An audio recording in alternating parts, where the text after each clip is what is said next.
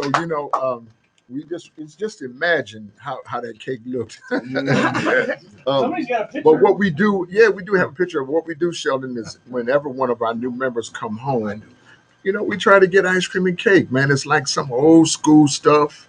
And I can't tell you how many guys that hadn't had ice cream and cake in years. Yeah, but now we can't say that up in here because we eat a lot of cake, we eat a lot of cake in here.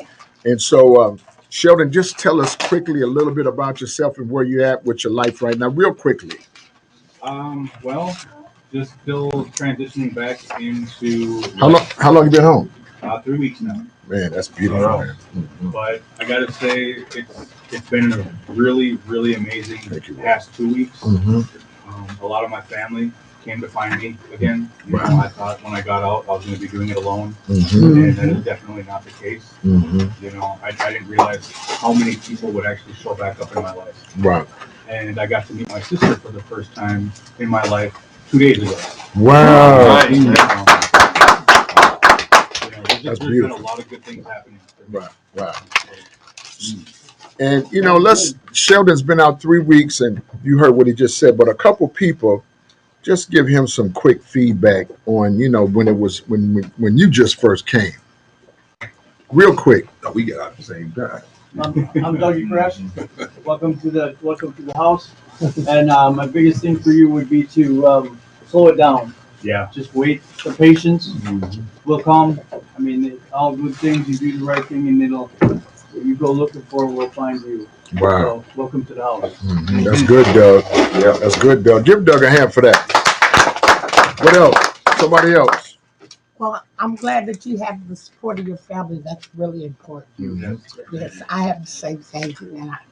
And when I got out of prison, I came to be with my brother here. Mm-hmm. So,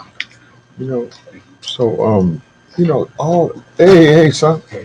How you doing? You got that pretty car out there? My son got a pretty car. I love that. Sheldon, but you know what? All the family ain't good.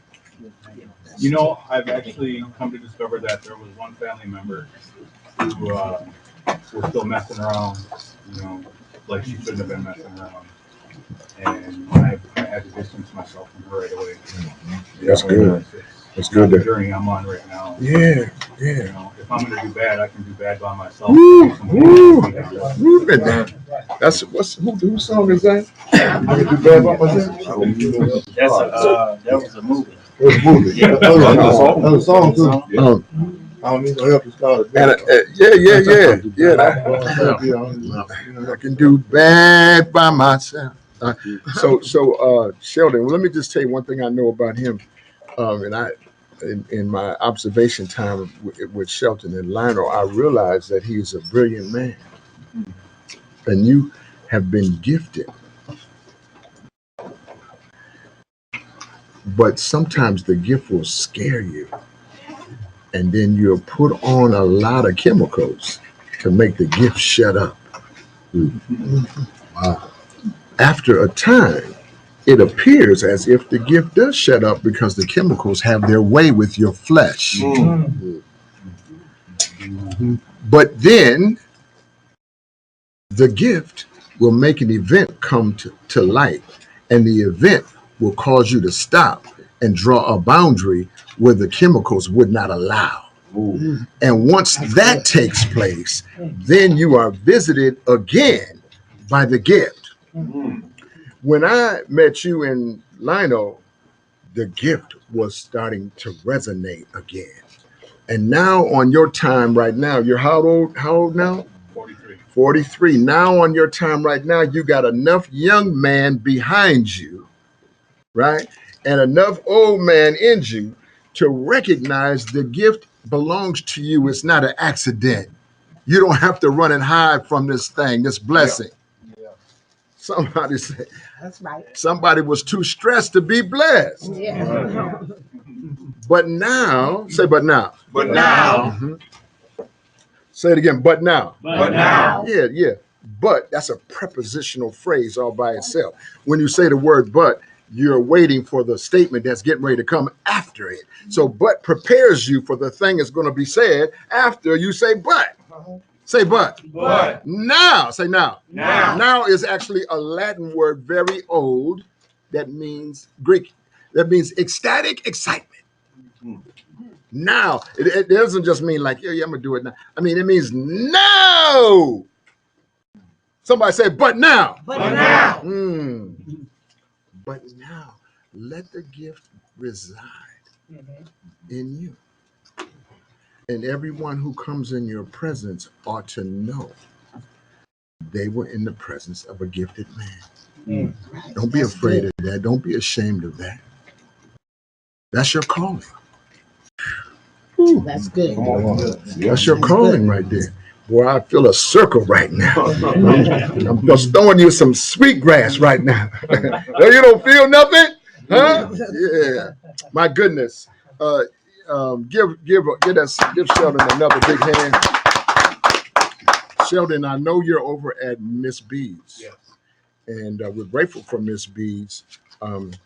But you know, of course, some people over there at Miss B's are on something else. You have no idea. Well, I have Well, some. you do have I have some idea. Yeah. But I'm surrounded by it. It's just, I'm not there most of the time. You know, I'm there when I need to sleep. But Right. to keep myself centered, I usually go to the park or, go visit my sister or, spend time with the family. And are you working yet? I can't. I gotta have a surgery. I can't stand on my feet very long. Okay. So I've been looking for something, maybe like data entry somewhere where I can sit and be stationary for the moment. But I don't know. I don't know where to look for anything like that yet. Well, so we do know where to look. So here at POP is our employment navigator. His name is Tier Caldwell. I don't know if I haven't seen him, but Tier, he'll probably be in here in a minute. Then y'all connect and then come in and sit down with Tier, let him figure out what's going on and do a kind of a processing application and stuff, intake, and then he'll help you figure out how you can, be earning something, because that idle mind is something that is critical for all of us. Yeah. And if you remember last week, for those people who were here last week, we had a lesson on boundaries. Say boundaries. Boundaries. And it was people have said it was a powerful lesson. I hope. But we're gonna find a way back into this discussion tonight about boundaries, because I believe we left some gravy on that plate. And then I want somebody to pull out their bread slice and sop the rest of it up, because this boundary piece is a serious piece. But also, Sal, this is Sal's second group, but I'm gonna let Sal, his third group. I'm sorry. Sal, talk a little bit about his relationship with Dave, and then kind of. Oh, okay. Well, I've been knowing Dave for since about 5 years. We met back in Lionel. I was IFI, then switched over to PFA, and I don't know. We just connected. I was what they call a table leader, and it was so funny. They would tell the visitors, switch tables.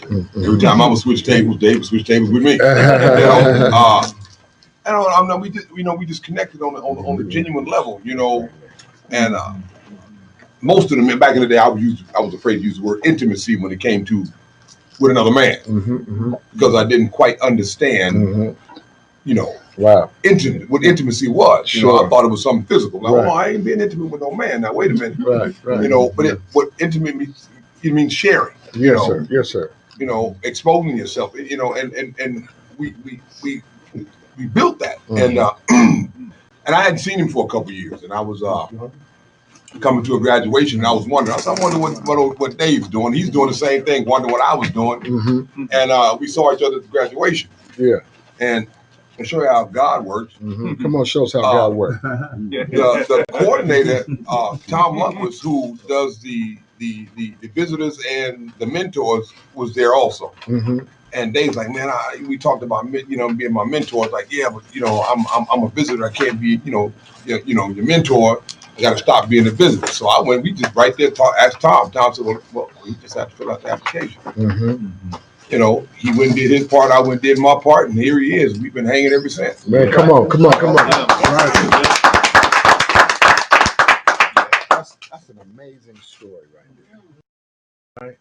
Right? When I was little, there used to be a program, a suspense program that came on black and white TV. Nothing like black and white TV, and none of the shows that come on now are anything close to this. But there was a show called The Naked City. And then after the show would go over, and I would be like this because it would be so suspenseful. And then at the end of it would be some kind of a music, like some drums, bop, bop, bop, bop, bop.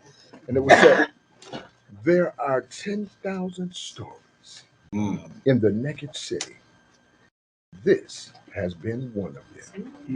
And boy, that would stick in my mind. I was like, "Ooh, man, I don't want to live in the naked city." But I messed up though and got in there too. But that reminded me of one of them 10,000 stories.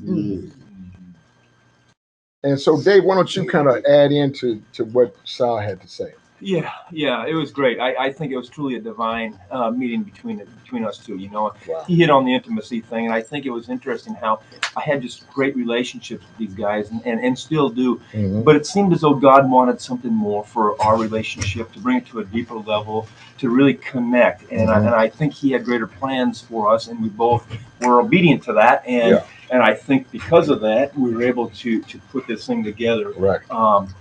And spend time. He talks about mentor-mentee type of thing, you know, and I looked at it just as a real close friend, and you know, we just talked about doing life together and sharing what God has for us, and man, it's been beautiful even in the short run. But yeah, we got a lot of great things to look forward to. Sure. So thank you. Well, give Dave some love, man. Yeah. I gotta say something. Sal, you know what? You make me nervous with your coat on. You Well, I'm gonna take it off. Yeah. Act like you got to go somewhere in a hurry or something like that. And Wayne, I'll let you go today, but you have to take your hat off. So Today I'll let you go. Go ahead. so me and Dave, you know, we decided to go down to get a gym membership. So I'm gonna work out with Dave. I've been working out. I'm gonna show this old man up. Right? Yeah. Which one's the old man? Yeah. Right here. Apparently I was the old man, you know, because I was the one doing all the struggling. I'm over there with the 45-pound dumbbells doing fly. Look over there, he got the 80 and 90s. I said, well, hold up, wait a minute, time out. You know, but it was remarkable. You know, we had a good time, and I really appreciate that. You know. Now Dave do look like he could play linebacker or something, you know. Man. Like a Scott Stedwell type dude. Y'all don't know who that is, but that was a bad boy. You know, was a bad boy. Yeah. Hey, look at Mike Fox. What's up? Give Mike Fox a hand. He done slipped in here. Boy, slippery. Come on, Chin, sit right over here. Good to see you, Chin. I'm touched by that because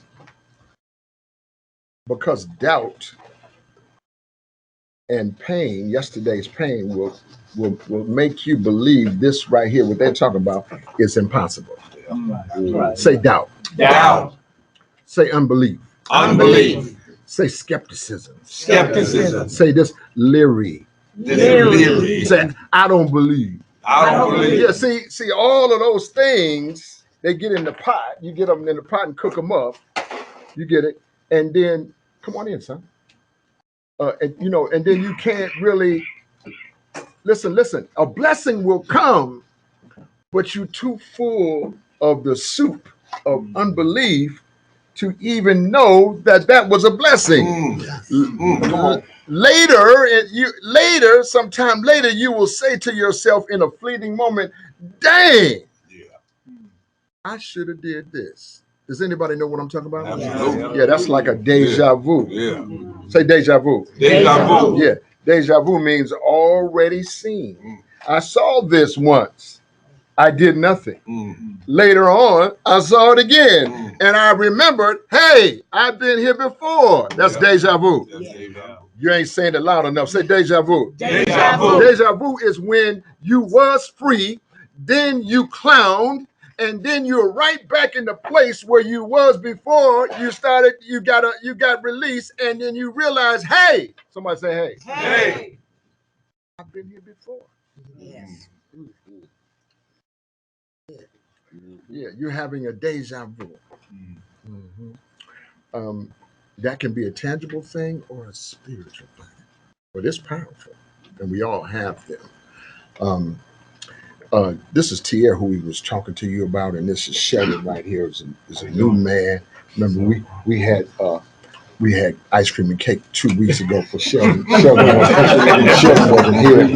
Man, you know, who really tore up the cake was Kevin. If you really want to know, if you really want to know who ate up your cake, I don't know. I'm in a mood. But watch this. Last week we talked about boundaries. Say boundaries. Boundary.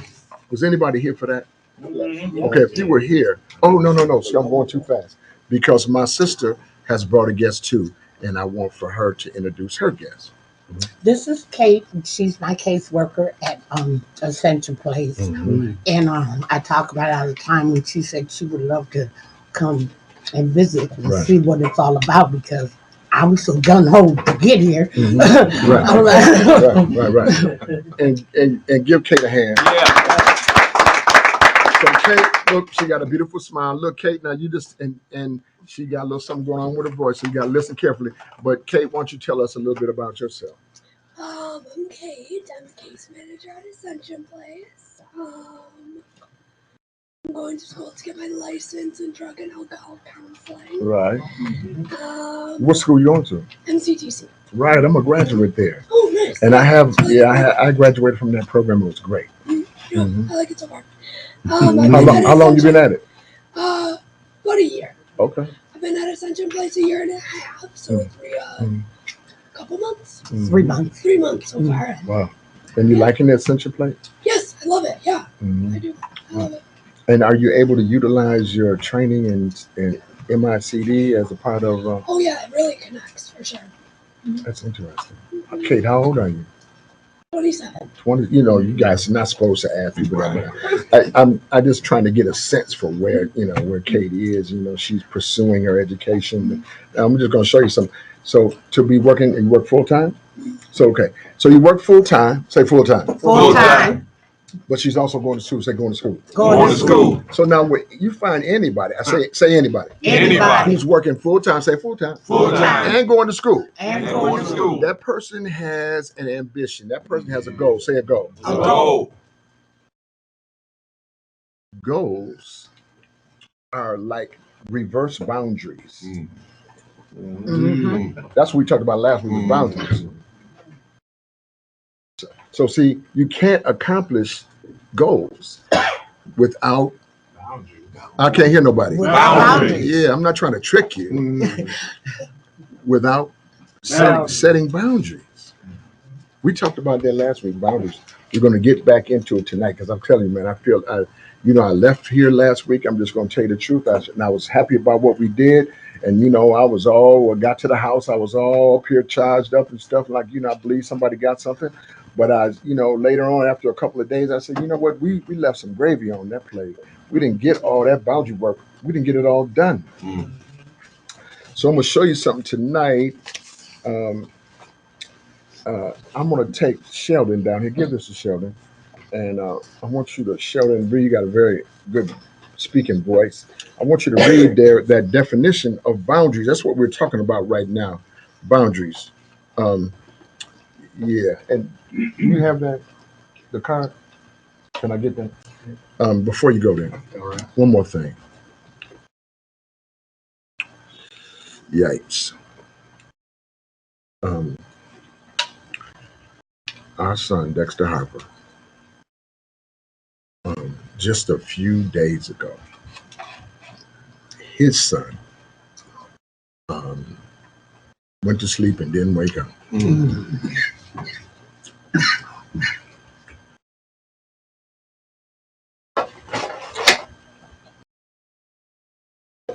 Dexter called me. Is anybody in here that did not sign this card? We're giving this card to Dexter. Go ahead, sir. It'll come to you.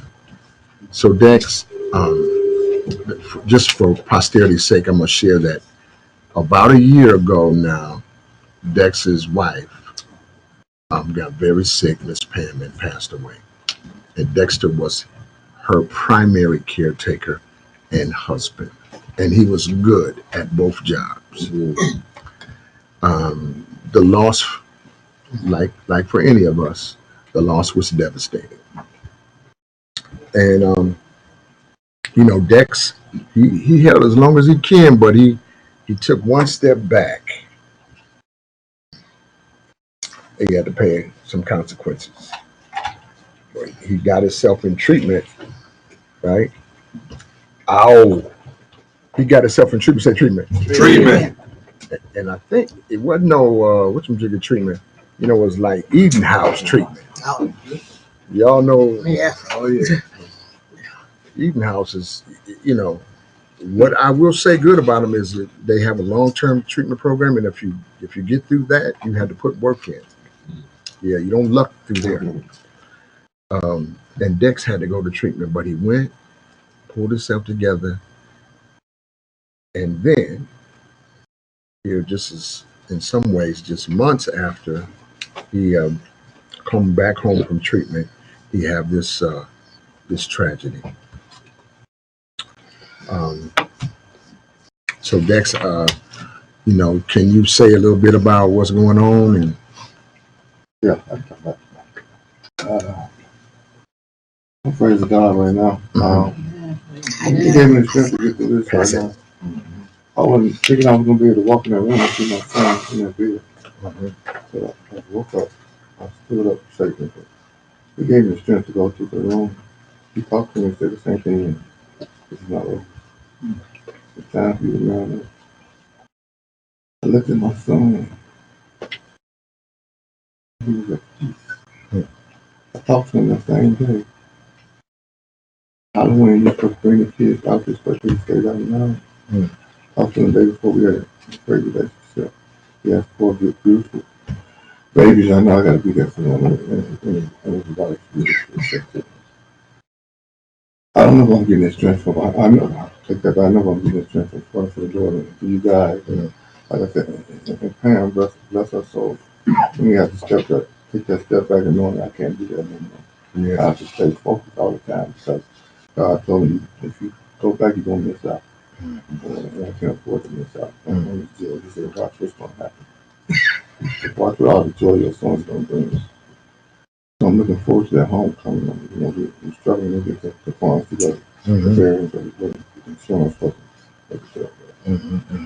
I'm just so grateful to just be able to be here today and talk about it and share with you.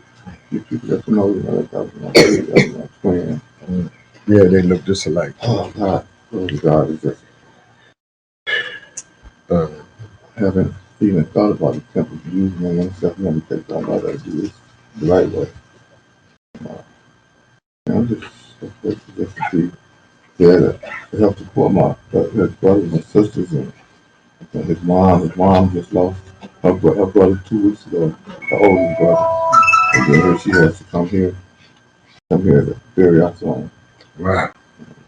So, and you and Mom are on talking terms? Oh, yes, all the time. All the school, talk to them. We have to have a relationship, but never like anything bad. So, I'm there for them. And I told them I was doing today. Absolutely. This is Dex's son.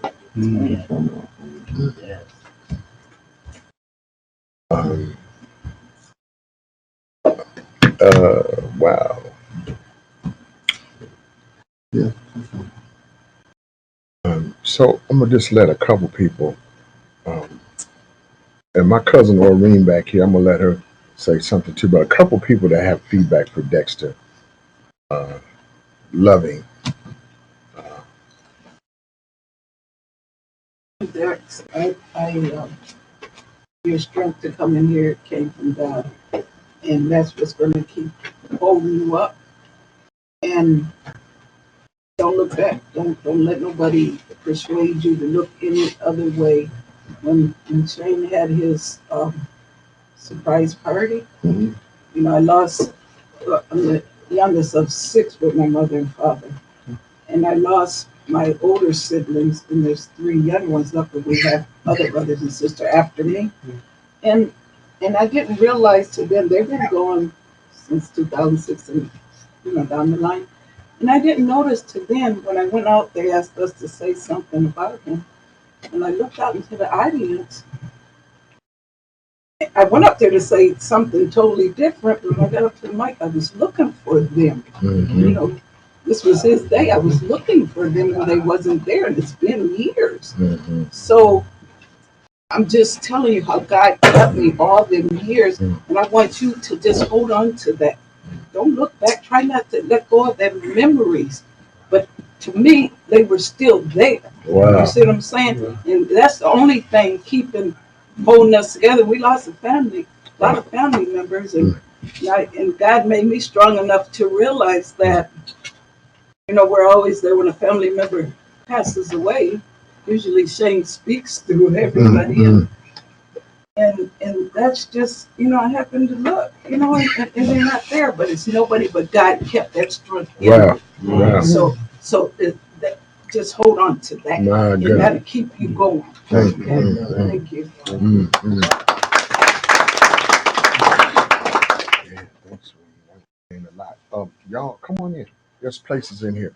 Sheldon, I want you to just get out of that chair and move to the chair right behind you. Doug, move back.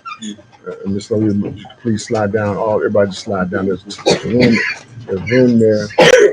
Just take that chair and move on down. Hey, son, it's good to see you again. Come on, slide down. You too, Dave. Just jumped in that chair.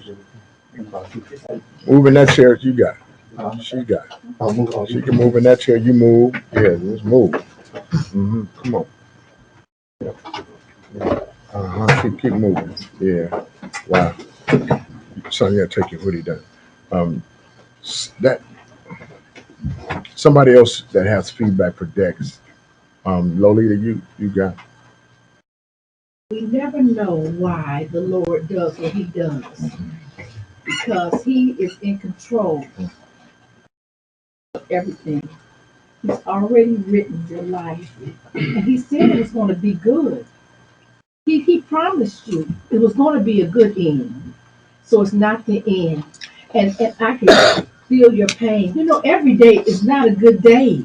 Some days are so hard for us. I had a hard day today. Wow. Some days are just hard days. But we're going to make it. We're going to make it. We're going to make it. Say we're going to make it. We're going to make it. We're going to make it. Amen. Sometimes, honey, you got to put them high heels on if you're a woman, and put them Stacey Adams on if you're a man. Suck it up and keep on going. In the name of Jesus, we're going to make it. Amen. That pasta.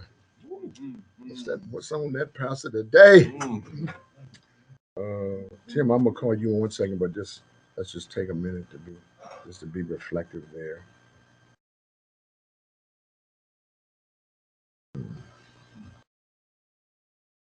Okay. I a lot of times have struggled with a lot of things real bad, and one of the things that really helped me is I always, when I cried over a lot of things, felt the Lord crying with me. And comfort, you know, think about the verse where Jesus wept. He understands your pain. He cries with you. Wow. And another verse that really struck me when I had a lot of pain, because I, you know, situation, was I read Psalm 56. Put your tears in a bottle and scars. And then another thing that also brought me comfort is, blessed are those who mourn, for they shall be comforted. And one thing I want to wrote in your character is, as he's comforting you, then you'll be able to comfort others who are also struggling with this loss. Receive the comfort that the Lord will give you. Know that he loves you and cares tremendously what's going on in your life. Yeah. He says, in this world you shall have tribulation. So that, you know, he's not the cause of the troubles. He wants to be with you in it, and he wants to bring you through it. Yes, he does. Tim, that was excellent feedback. That gives a lot. Boy, that was loving. Yes, it was. And you know, and Tim, that's the clearest I've heard you. That was clear and right on the button. Thank you for that. It's tender, and I appreciate it. It was intimate, and I appreciate that. Will, you got something?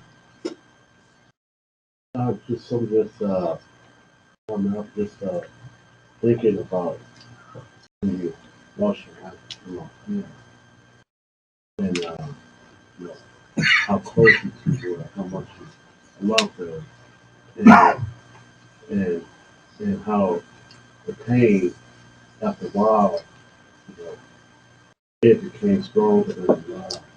You know, it seemed like it sets you back, you know. But you came up out of that, man, with the lesson, learning that, you know, nothing is stronger than the love. Mm. And that got you going. Mm-hmm. So you know, this loss, you know, it's devastating, you know. Um, but remember, it's nothing stronger than love. You know what I'm saying? Wow, Will. Listen to Will. Uh-huh. Listen to Will. Yeah. Yeah, that's good. That's good, Will. That's good loving right there, brother. That's some. Yeah, go ahead. Yeah, I want to kind of piggyback off what Will said. You know, I lost my son's mother a year ago, September.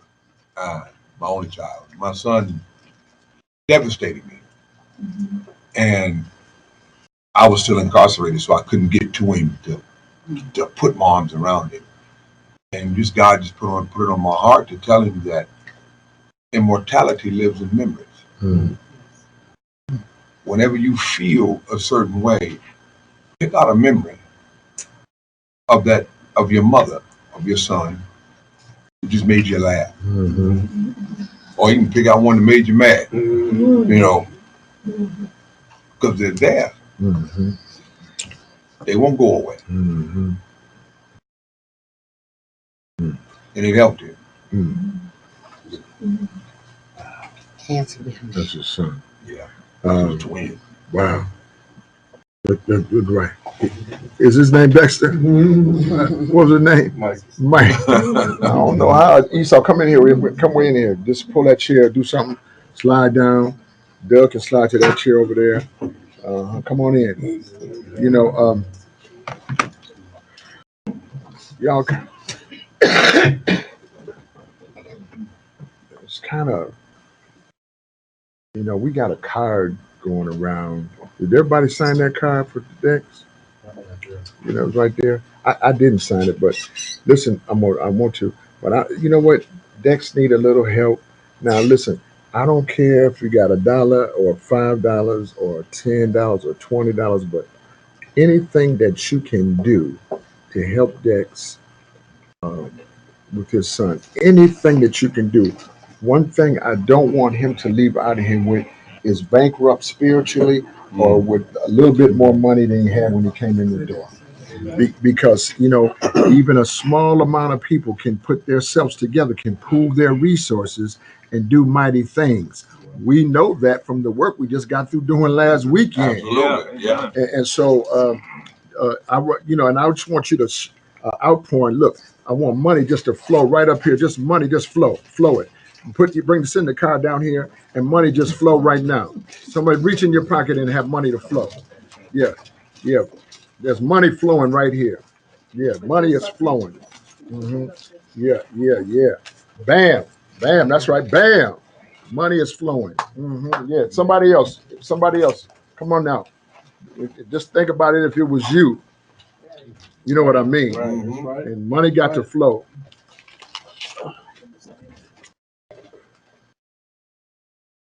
Come on, somebody else put some money in there. I don't care if it's $1. You know, put some in here for this brother.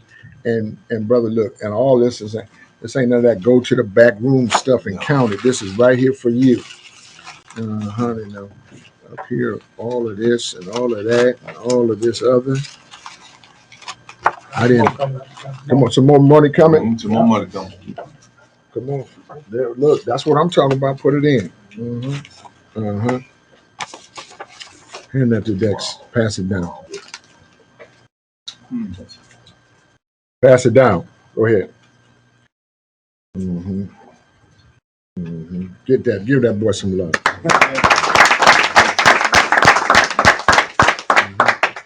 Yeah. I love what everybody said tonight. That was so beautiful. Yes, sir. Yes, sir. You read my mind, ain't you, boy? Huh? What's your name? Ali Pasha?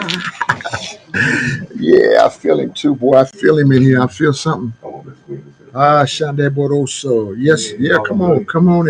Come on, Queen, and say something. Hallelujah. Yes. Hallelujah. Mm-hmm. Lord God, we give you praise, glory, and honor. Mm-hmm.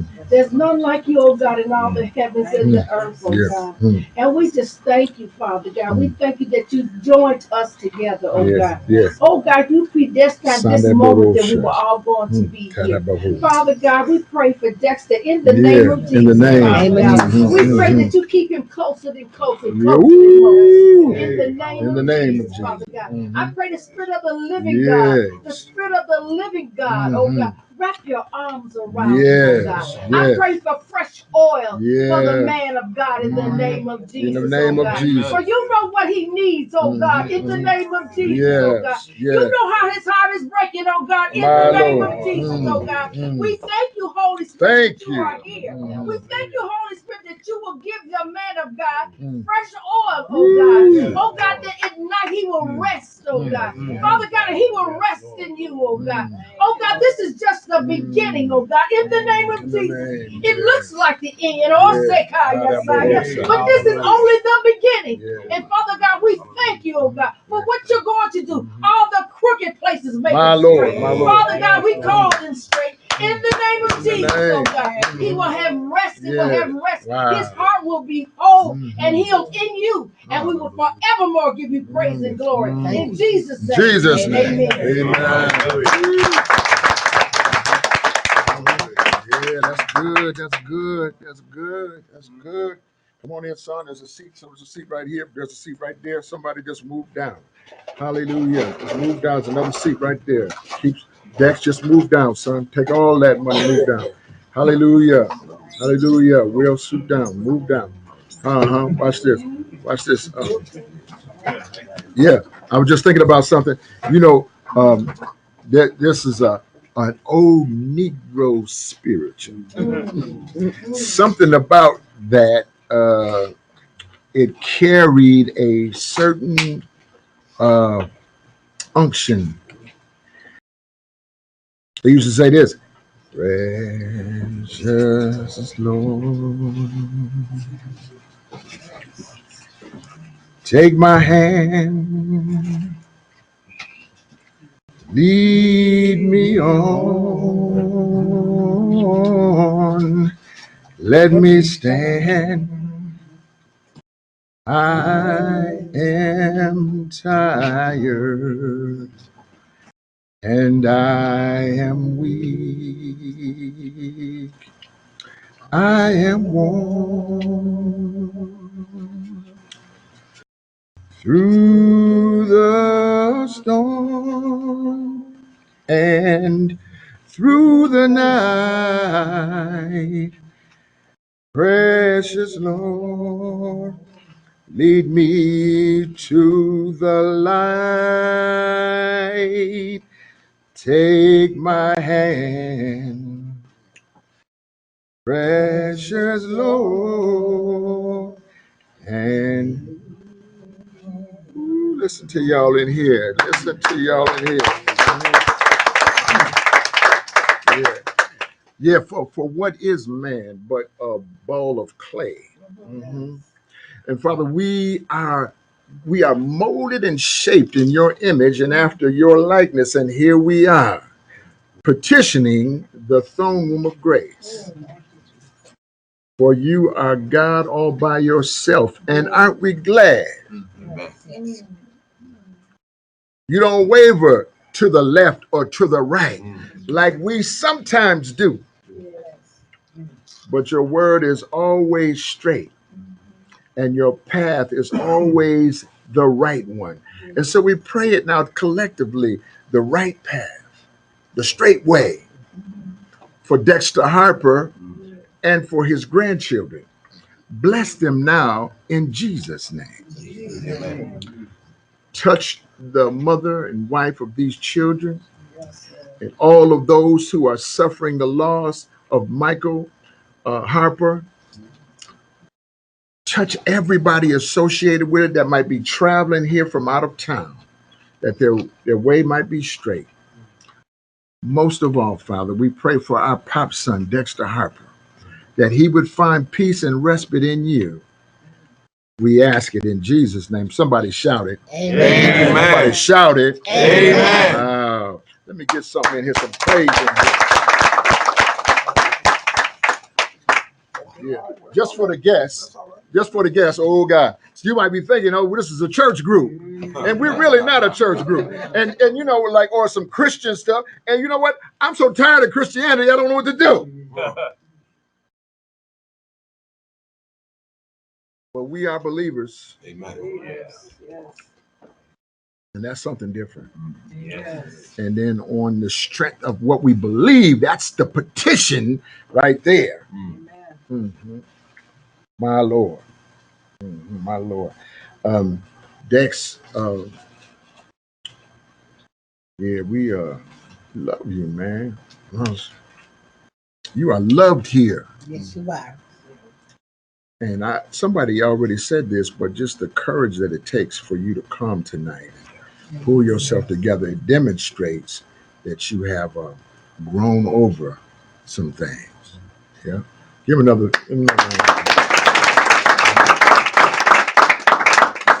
Hey, man. Um, you know, Mr. Strawberry's here. That's Esau's father. I'm so glad I asked for him. I'm missing him. And then here he is back there looking like my brother or something like that. Give him a hand, you know, man. An elder,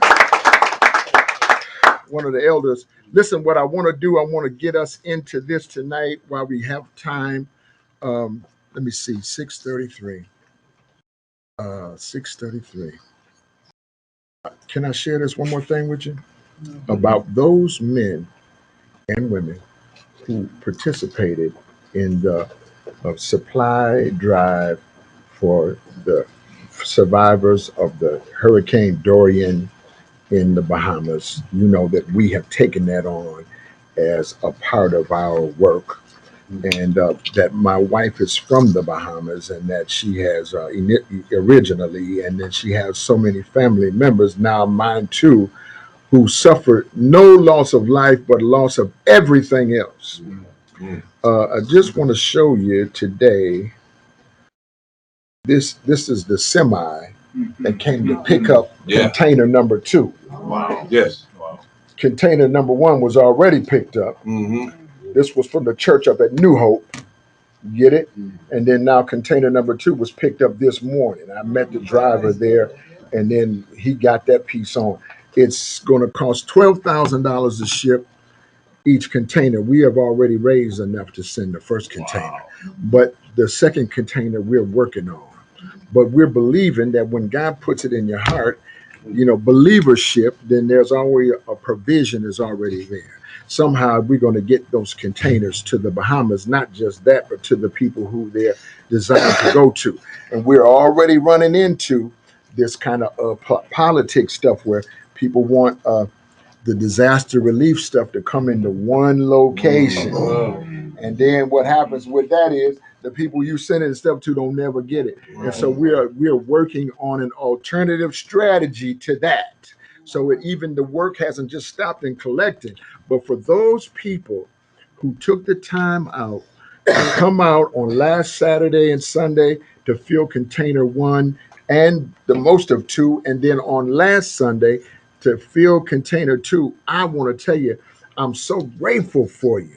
You all put on an awesome demonstration, right? I mean, it was awesome. And the people from the church, New Hope Church is a big church, and the people on Sunday, they asking me, man, who were all those guys? Where did all those guys come from? I said, you know, them is pop guys. Yeah, that's right.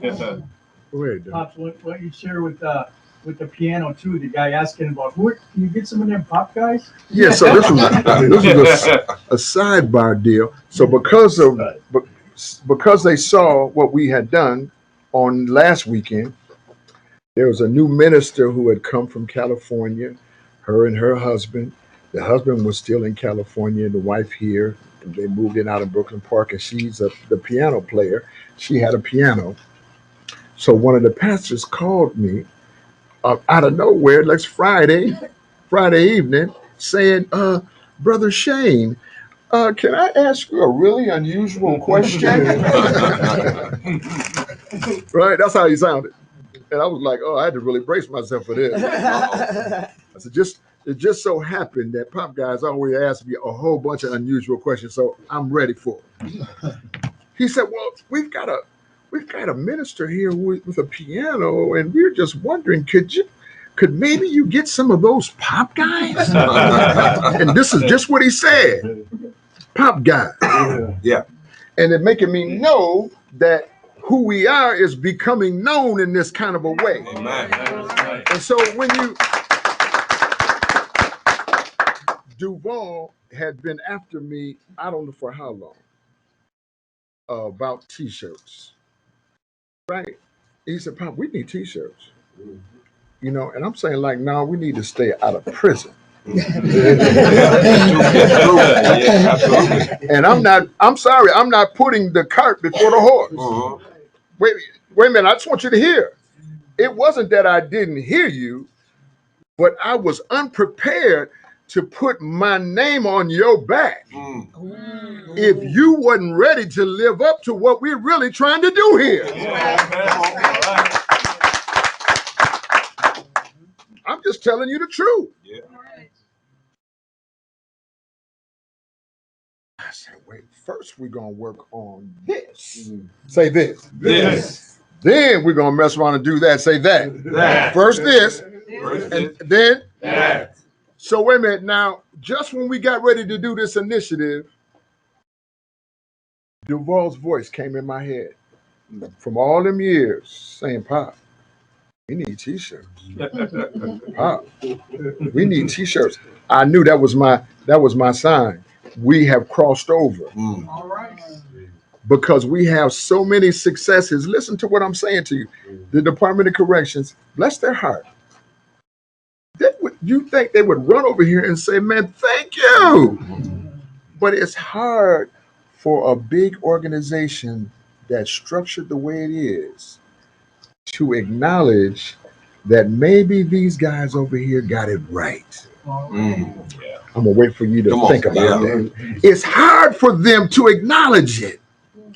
But we're not waiting around to be acknowledged by anybody else. Right? We're not going to be victimized by low self-esteem or that somehow we need to have our bell rung by somebody else. Can you hear this? Yeah. But on this time, those voices are too loud. On this time, Duval's voice came through so loud. It was like he was sitting right there saying, Pop, Pop, Pop. I called Wayne. I said, Wayne, we got to get these t-shirts. And then I needed them in 72 hours or something. Right. But Wayne did a good job. Hey, Wayne did a good job. Come on in. Wayne did a good job of Wayne, come on in here for a minute. Wayne did a good job. I don't know where he went to, but somewhere he went to. Give Wayne some love.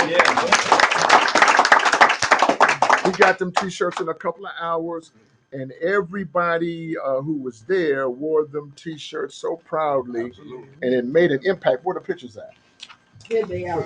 Let me. I just want you to see what that looked like. Give some. I mean, for you to pass them around. Yeah, thank you. See, look what that looked like. That's awesome. Yeah. Look what that looked like. All right. Yeah. Men and pass them. Take one. That's me. I might be slightly tired. That's what I might want my head down. Look, they go one in. Dex, look at you right there.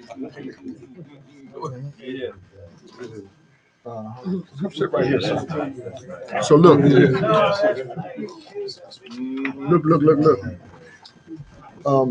Miss Thomas was there, and I mean, she came in the nick of time with a whole bunch of boxes. We need with out of boxes. We done already hit all the stores. We couldn't find no more boxes. Lolita came with her car full of boxes. We needed them. And so for everybody, listen, for everybody who put their hand or foot to any of this work, my wife and I just want to thank you from the bottom of our heart. And then Sal and I and a few more pop guys went over to the lady's house in Brooklyn Park and moved her piano off the off Brad, and moved the piano off the truck and into their house. Yeah. And they was looking like here come a crew of brothers. Jumped out there like Yeah. It was like ooh. It was a little scared, you know. So the pastor said, no, these are pop guys. That'd be making me feel good. I don't know about that. Yeah. So everybody who put something in on that, man, you're doing good work. Say good work. Good work. Yeah, that's what they say. Good measure, pressed down, shaken together, running over. Shall men give unto your bosom? That's the completion of it. And what that means is blessings that come. You don't have to be waiting around for you with your hand out. Just keep moving and doing good. And some kind of way you're in the flow. Say the flow. The flow. Yeah, this is how you get paid in the flow, not necessarily by currency. Yes. Currency has got to be flowing. If it flows through you like it did to Dexter tonight, if it flows through you, it can flow to you. Yeah. But when you get stopped up and constipated, you can't give. You also cannot receive. That's right. Yeah. Well, anyway, I don't want to stay on that, but y'all did a great job. Go ahead, Devon, pick it up. Yeah, I just want to feedback on what Pop was talking about. I felt real bad because I put my word in. I was gonna be there, but it seemed like he read my mail again, all over again when he said boundaries. And he told me something. I was going through. My sister was going through some stuff with the court system and her son, the death of her other son. So when Shane said perfect, my pop said the perfect thing to me. He said, and I was just never one thinking about the boundaries, pops. Give us some boundaries. That'll be because I went to court and I ain't talked to her in about two months after all this stuff even began. So we spoke to her and she just walked past us and it was hurtful, you know what I'm saying? But here it is again, I got in my feelings, but here it is again, all over again. I wasn't here last week. The boundaries was there, it's here now. And we just talk about that. You just losing. And where's the boundaries? Wow. Yeah. That's good. That's so good. I'm just going off that. And so just, his sister Ebony's son, young man, no criminal record, has shot and killed another man. And it's just devastating. Everybody's devastated. We get it. And, but, we can't bring the young man back, but what we can try to do is make ourselves better. And that my cousin can tell you this better than I, but death, it strikes people differently. Yeah. And, it's like a bell. And it rings different in everybody's ear. Yes.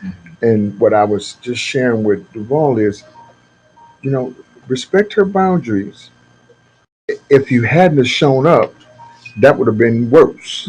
Yeah. But you showed up.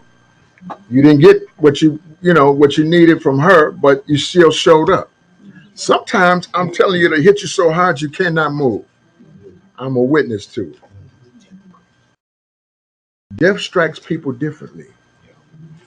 Do you hear what I'm saying to you? I'm gonna tell you one more thing. I'm gonna tell you one more thing about that. We're gonna move on. Go ahead, son. I understand. That's Chinny right there. This is Chinny, yeah. Pop's guy. That's right. I understand your feelings. I know what you're going through. A year ago, I lost my dad. And I understand the difficulty you have to go through every single day. But a few weeks ago, I lost my closest nephew to suicide. Right. He was very depressed. We didn't fully understand the gravity of it because being a person of color, we don't actually focus on that deep down emotion part of ourselves. We block it out because we don't want to talk about it. But he shot himself because he didn't. His grades were slacking back in college. He played for River Falls, but his grades were slacking, so he was on academic suspension. We both were very close, and I wasn't around to talk to him very much because I was overseas. So when I was overseas, he shot himself in the church parking lot where his mom goes to church, and then he wrote 3 separate letters. One for me, his older brother, and one for his granddad that passed away, and one for his mom. And it's very hard. He's not my child, but at the same time, he's still my nephew. And that pain is still exists. And it's very hard to go through with it. So I understand the struggle you're going through. And touching on the boundary side of it, my sister is very angry. She is very angry that she lost her youngest son. But at the same time, people around don't understand that she has to be angry because she put the blame on herself for not doing exactly what she's supposed to do. But some of my family members does not want to give her that space, and it come back into the whole boundary side of it.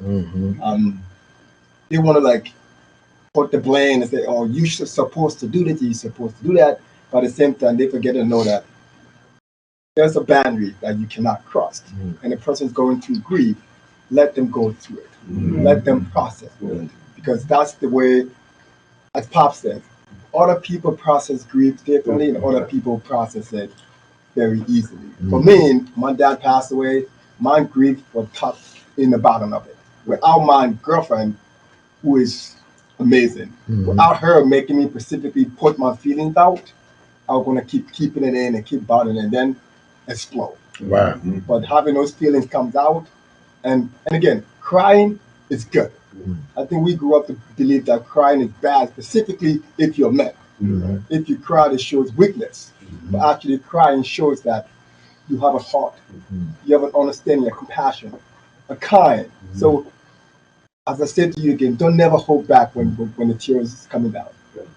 Let that tears flow, because that's the goodness of what you lost and coming out. The sadness supposed to come out. So I understand. I feel you. I love you. I know exactly what you're going through because I was in that same shoe, and I still am. Yeah. Wow. So, wow. That's good, brother.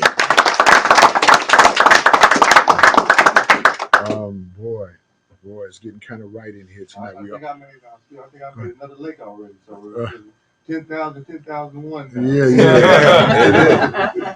But Dex was out on this was before the passing. Dexter was out on the truck, and Dex and Dougie Fresh and daggone Chris Burke. I don't know where Chris is at.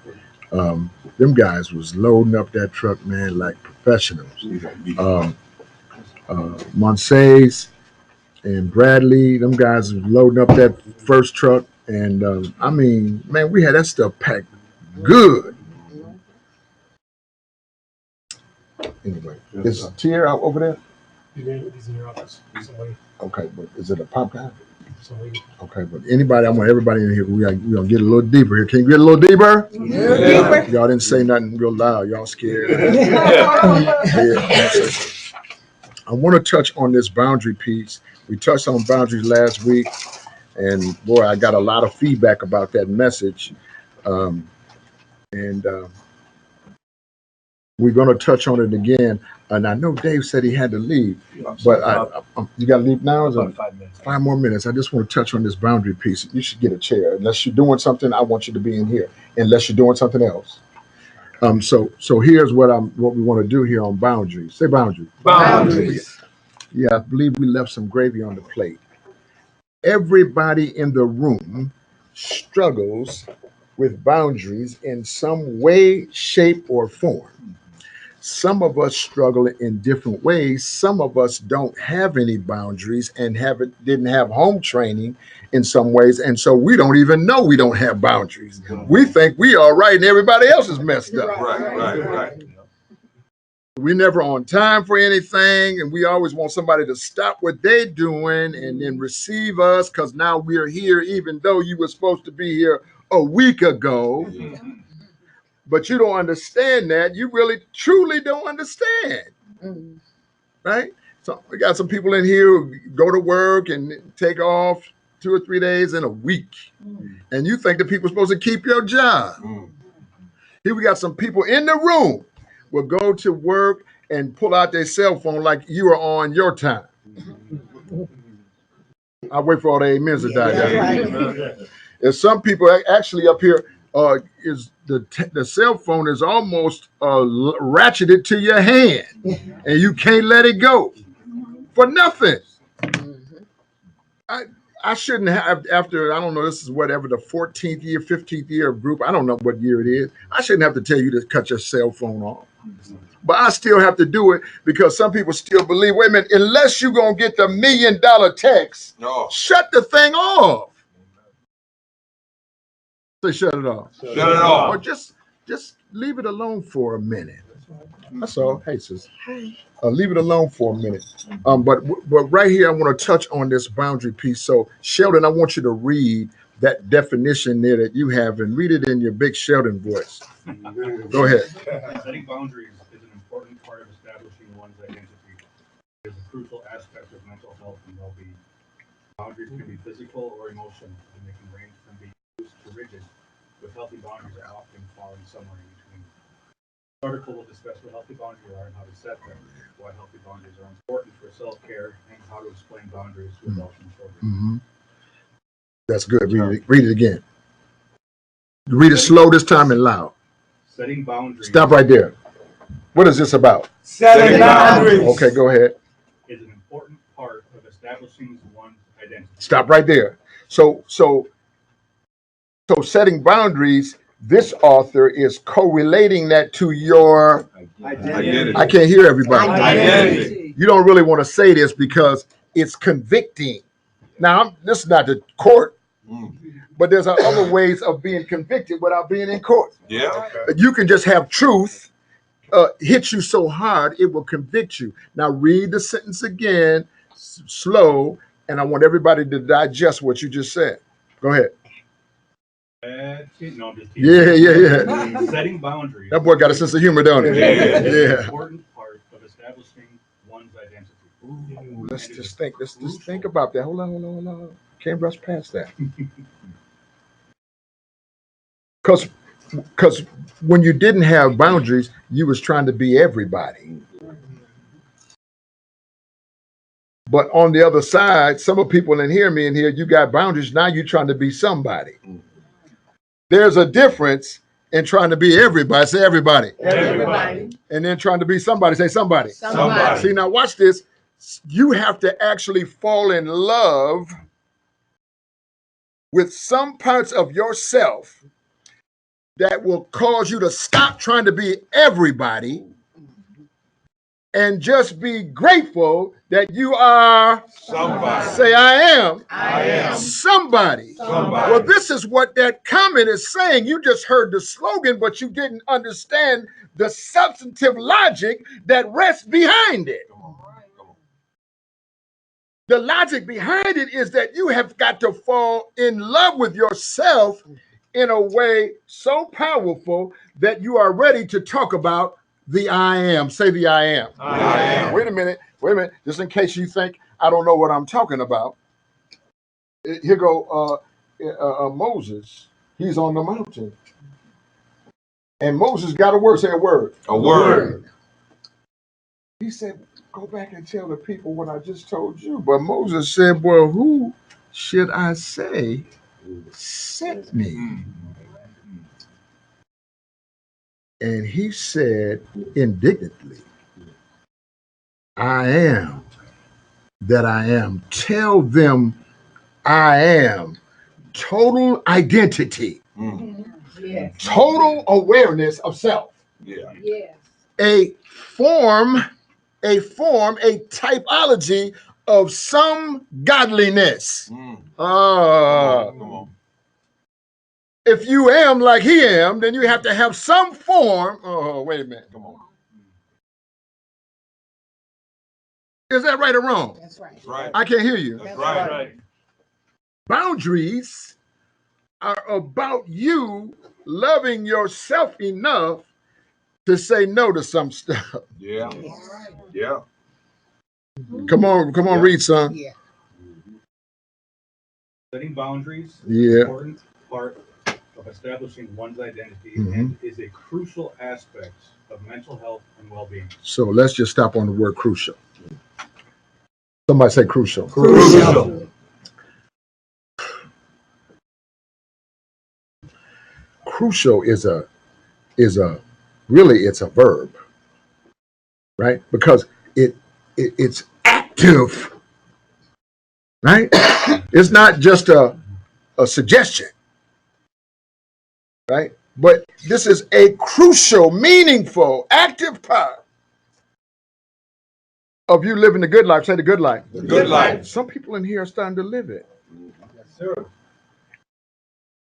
For you to live it, you have to set boundaries. Say boundaries. Boundaries. We reflected last week in here. Many of us, especially for my SO sons, many of my SO sons I found in my work have been offended against. And so the lines of what's right, wrong, good or bad are blurred. Say blurred line. Blurred Line. And see, when the lines of demarcation become blurry, it also says you haven't spent enough time healing yourself from whoever it is that offended against you. You have spent no time there. Y'all don't hear me though. See, and quite often we just say, okay, we're all right. That was 10 years ago. That was 25 years ago. I'm good. But you didn't spend no time on that piece. And because now you're in a big boy's body, a big woman's body, you believe that your physical maturity has compensated for your social and emotional maturity. I'm gonna wait for all the amens to die down. And in the context of that bad misunderstanding, you aged out of juvenile, aged into adult, and into the penitentiary. Yeah. Yeah. It really is the undergirding for the cradle to the prison pipeline. Is that right or wrong what I'm saying? Absolutely. Right. So you see, boundaries really are really about self-love and self-care. Ooh, that's so good. Yeah. Yeah, love you, man. Love you. Thank you for coming. Watch this. We talked about, Chris, sit down. Good to see you, boy.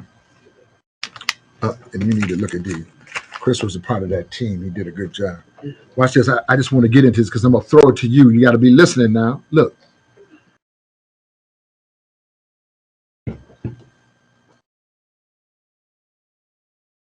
I have 10 children, and 7 of them are daughters.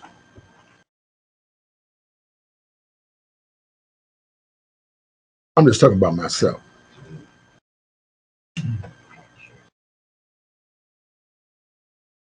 I'm careful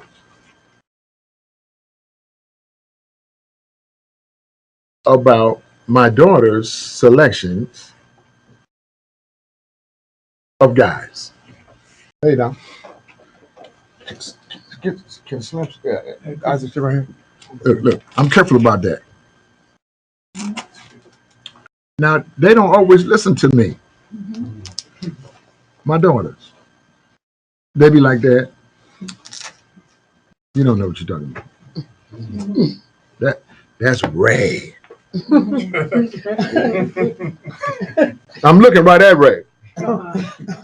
So, she see Ray in one kind of way, and I see Ray a whole nother way. And I'm sitting up here saying to myself, how long is it going to take my daughter to see who Ray really is? And Ray ain't a bad guy.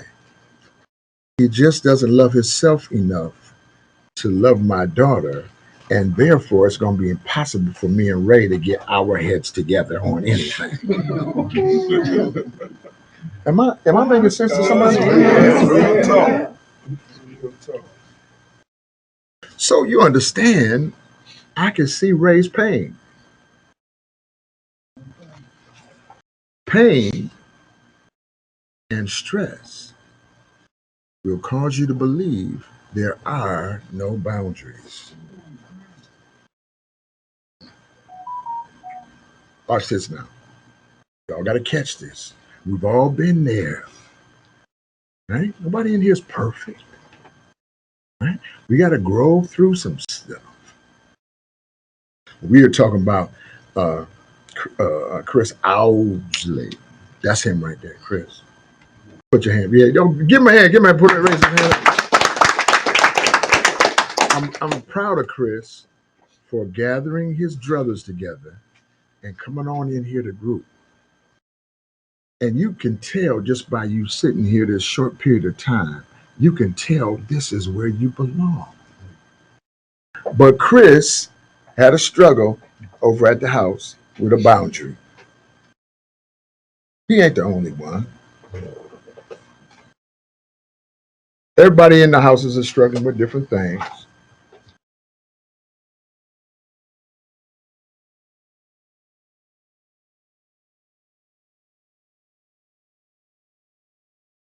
Every one of us in here has our own type of kryptonite. Mm-hmm. Somebody say kryptonite. Kryptonite. We all right, Kevin, when it comes to some things. Mm-hmm. But then when we get to our kryptonite, the buzzer goes off.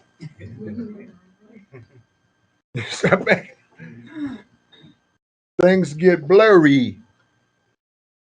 You become confused. You make poor decisions because your kryptonite is designed. Listen to me carefully. Why would kryptonite waste its time tempting you around something that you can't be tempted around? Come on with it. Huh? I don't hear nobody. That's right. Huh? Kryptonite is intentional.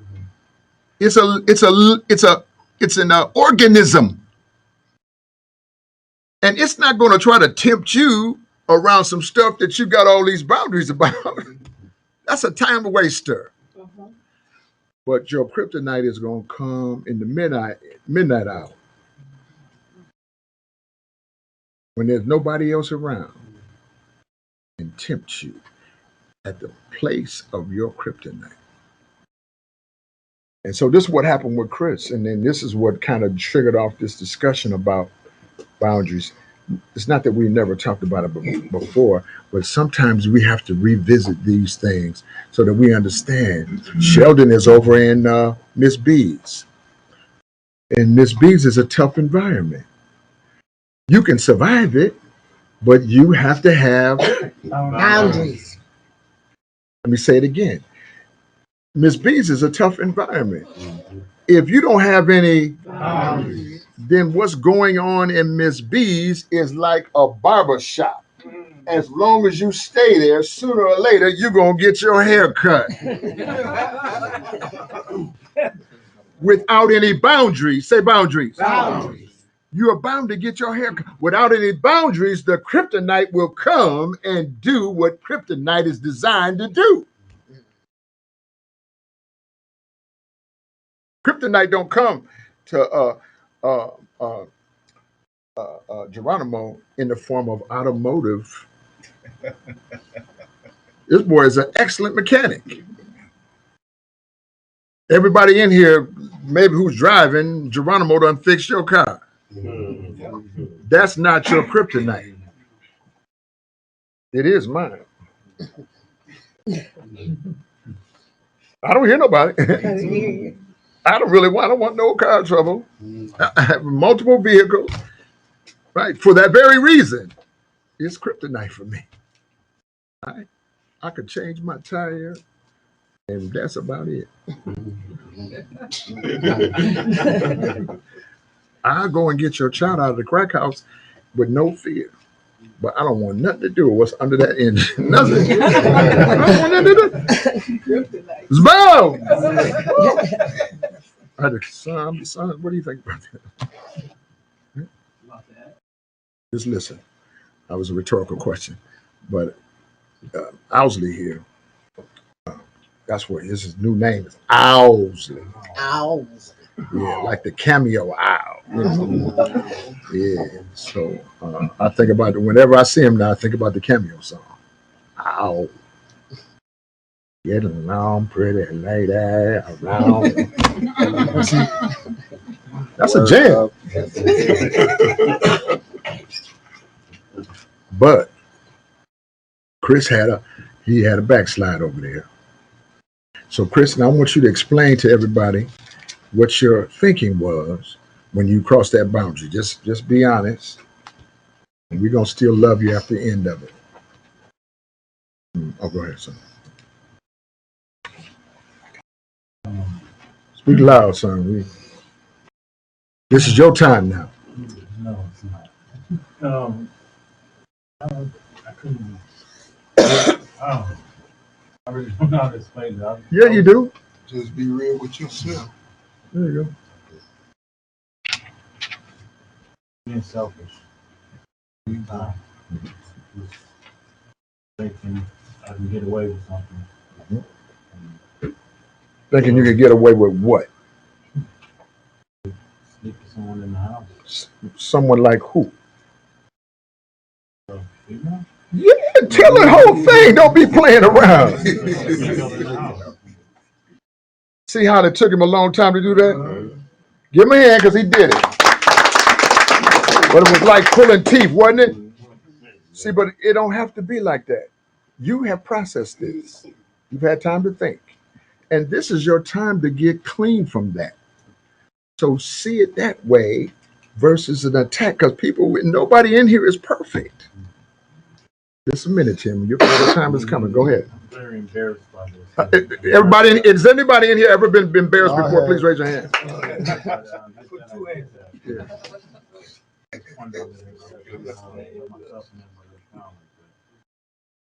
It's so hard for me to just throw it out there like that.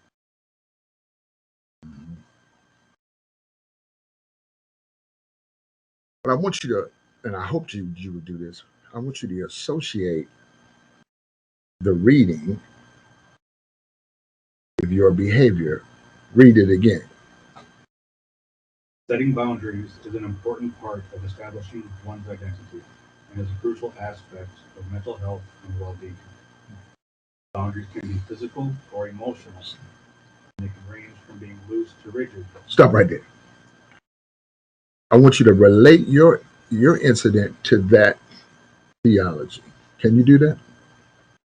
Yeah, I have no boundaries. Why is that, do you think? The way in the past, when growing up, I'm used to doing whatever I want to do, however I feel like doing. So if I choose to do things, I'm willing to accept the consequences behind it. So if I set my mind to do it, I'm just gonna do it. So I don't respect. Seems like I don't have respect for myself or anybody else around me when I want to do something or however I want to do something. And how long has that feeling been going on, son? Forever.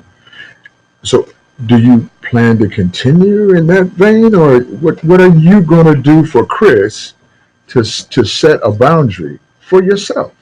That's why I'm trying to. I have points for psychiatry to help me understand why I'm so easily, or how I just do things in the whim and knowing Impulsively. Yes, impulsively, and I know that it's not right or it's offending somebody or something like that, and I get a better understanding of my mental illness that may be helping. That may be the reason, it may not be the reason. Me doing things like this. Give him a hand, yo. You know what? Yes, in 1 second, you sure can. There's nothing wrong. Is anybody in here ever struggled with mental health? So You gonna look at Tim put up both his hands. And so we're gonna take some feedback from Mr. Owsley. Who got it? One, 2, 3, 4, 5, 6. Go ahead. Look right at him now. I want to say I want something you to to look him right at anyway. him. Mm-hmm. Because me and him be having long talks. Mm-hmm. And I've been in your shoes. And the first thing I did was play the victim. But I messed around and we how you say it, creative victim. Mm-hmm. That's some of your reasons. And we talked about that. Mm-hmm. It's all right, man. Because I was shameful. Mm-hmm. Where my brother at? Right there. First man I came to, ran to. Right there. Look, I messed up. Da-da-da. But owning it helps you out big time, and it'll take some up off you, Mm-hmm. and it took some off me Mm-hmm. because the truth, when you in that mode, and then you using excuses like, man, I'm tired of, well, I'm keep on using this and see if they gonna fail for me. But Right. my thing was like, no, you got to tell the truth, Mm. and the truth will come out. You know what I'm saying? Because me and you talk every day now. You got your job. I let you do what you do. Mm-hmm. You're doing a good job. Mm-hmm. Because we didn't want you to come back to the job till you got your little stuff situated too. Mm-hmm. Because you was finna fail on that part. Right. And I told you what happened. I was like, man, let's get together. But using that support and not running, it helps you out every good time, man. Because I be calling people and some of them get tired of me, but I don't care. Mm-hmm. You know what I'm saying? Because then I call Foster. But it is being true to yourself, man. And people giving you chances. They gave me chances. I messed up. No, don't get me feel shame. Right. I almost got got put up out of it. Yeah, Right. but it happened. Yeah. But owning it and jeopardizing others, that's what my mistake was right there. Mm-hmm. And I didn't blame them. I blame myself Mm-hmm. because I could have took the whole house down. Mm-hmm. And that's what we got to look at. Mm-hmm. And guess what? The crazy thing about here it is again. No shameful. What you tell you? I was scared.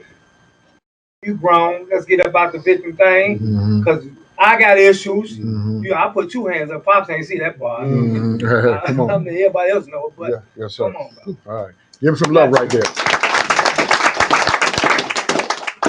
That was good. Go ahead. It's you, right? Second. I don't know you personally, brother, but you in here, so you family to me. Impulse behavior, man. You need to look that word up in every fashion so you can really understand it. Because impulsive behavior will get you killed real quick, or it will get you a life sentence, which I just got through doing. 38 years in the penitentiary. Because I felt like you can't tell me nothing because I'm gonna do what I want to do.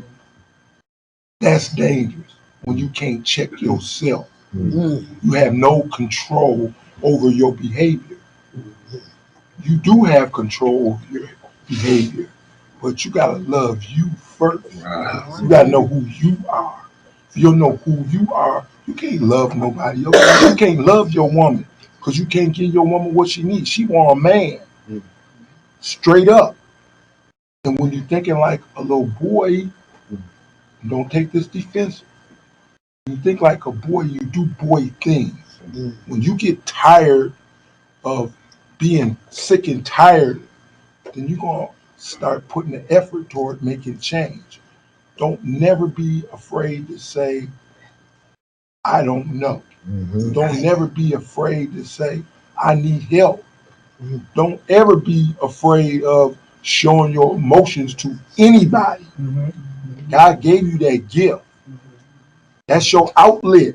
When you can't tell somebody what's going on with you, who's going to help you? Ooh, that's deep. Who's going to help you? Because you can't figure it out by yourself, or you wouldn't have did what you did. See what I'm saying? Woo, that's good right there. You got anything to say back to that? Welcome. Who's next? Chris is next. All right, Chris. I'm gonna add you in there. Man, the gravy's coming up. It's great, yeah. Cover it up. I thought we left something. We left something last week. Go ahead, Chris. All right, Chris. This is basically up my forte per se. Reacting to something without thinking of stuff first. Mm-hmm. For I'll say 32 out of my 33 years, I did stuff without thinking of stuff out completely. And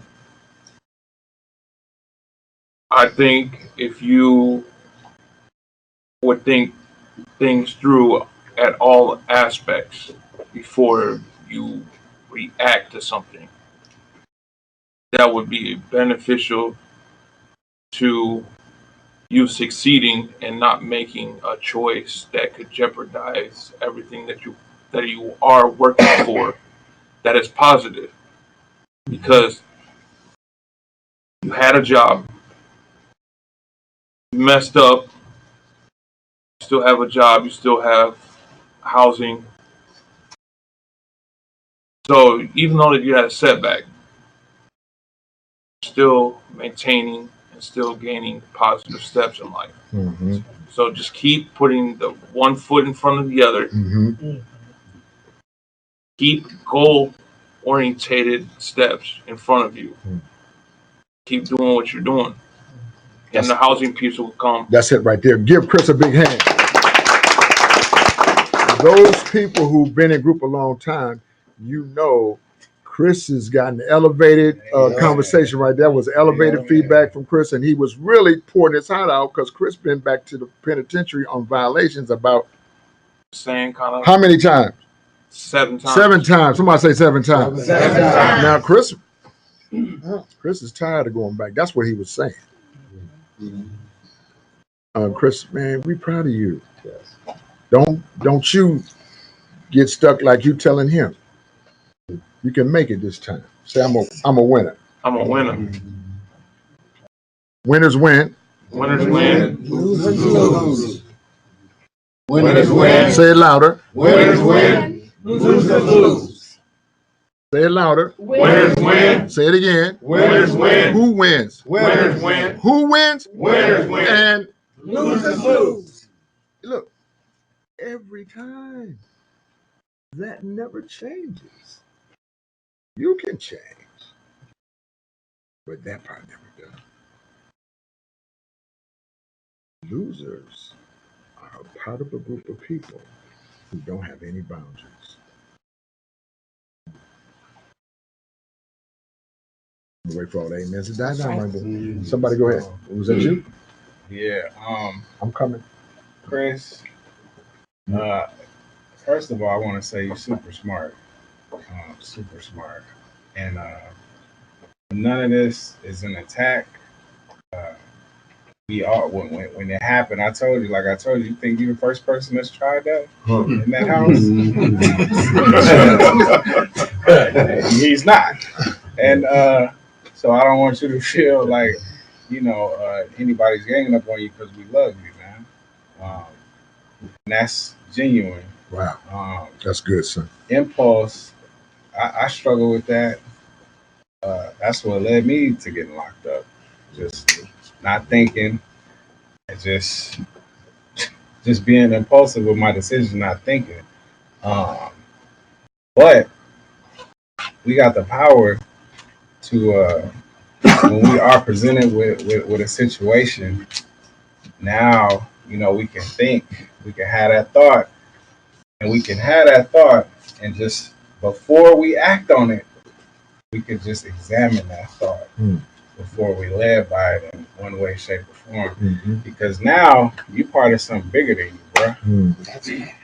Like, this is, that's good. All of us, when we out here in public, what we say, what we do, who we hang around, it could in some way affect this body. That's right. That's right. So we always got to be mindful of that. And I know you are. You told me personally and right here. And I believe you, and I'm glad that you came here, and I'm glad you just put it on the table and put it on the air. And keep coming back, man, because we love you, man, and we all have made mistakes. Absolutely. Absolutely. Come on. Go ahead. Yeah, impulsivity. I'm with Tierra and with Isaac. Got me sent to prison for 22 years. Wow. Oh, on top of not being able to manage my emotion. Wow. Not understanding why I would get so off. You know, 2 incidents. 1, sent me to prison. 2, while I was in prison, doing great, getting ready. I mean, I got all this stuff lined up for me. And on the impulse, I lashed out because of pride and how I perceived someone looking at me. I got back into that old thought pattern. Went to segregation, almost lost everything on an impulse. And I sat back there for them 5 days. The people had a wrist code on me, threatening, menacing, terroristic threats. I'm talking about go back behind the wall stuff. Yeah. And I sat back there, and the people came back there to me and said, "Oh man, you're involved in so many positive things. What happened?" And I was embarrassed. But I put it out there. A couple of officers came back, they looked at me when I went over. I said, "Well, listen," they just shook their head and said, "Don't say nothing." Walked away. So we don't do this. They pointed at me and said, "We don't do this." And it was that impulse thing. And I came over to the Mount Safe. When I got out of segregation, I said, "I need your help." Wow. And we talked. And we helped. And he helped me get back into the program that I was in. And I had all this. We made that big old paper we did. And I went to my therapist and said, "I don't know what to do with this right." And the lady crossed out everything and wrote on the bottom of the paper, "Manage your emotion." That will help you rein in your impulsivity. Well, that's good. That's real good, Sal. Thank you, man. I'm gonna get you in there. Go ahead, son. That was good, Sal. That was real good feedback, man. My name Michael Fox. I don't know how you doing anyway, but I'm gonna give you the hilarious part about it. One, they're gonna keep you, like Pop said, if you got a job, go buy you a hotel room. Yeah. That's it. That's all. Yeah. You know what I'm saying? Now, as far as your impulse, I had that growing up, struggling as a kid. You know what I'm saying? But you know, I guess like a lot of men tend to be very hard-headed. You know. That's ooh. So, well, I'm just saying, some people got both parents, some people don't got both parents. But the older guys that I grew around, they had both the good and the bad advice for them. You know, but you got potential, just find it. You know, and your potential can help you. That's good. That was Mike Fox, boy. Go ahead, Franco. Okay. So you heard a lot of extremes about impulsivity, and you might be thinking, well, what does that have to do with me? I just really just snuck somebody in the house that's really small. It's really minor. You know what I'm saying? And all these stories that people share, it's because how do we learn to control the things that are big when we can't control the things that are small? You know what I mean? So when you have these small things going on, you don't. Maybe you do have the tools, but you choose not to open up the toolbox in that moment. You know what I mean?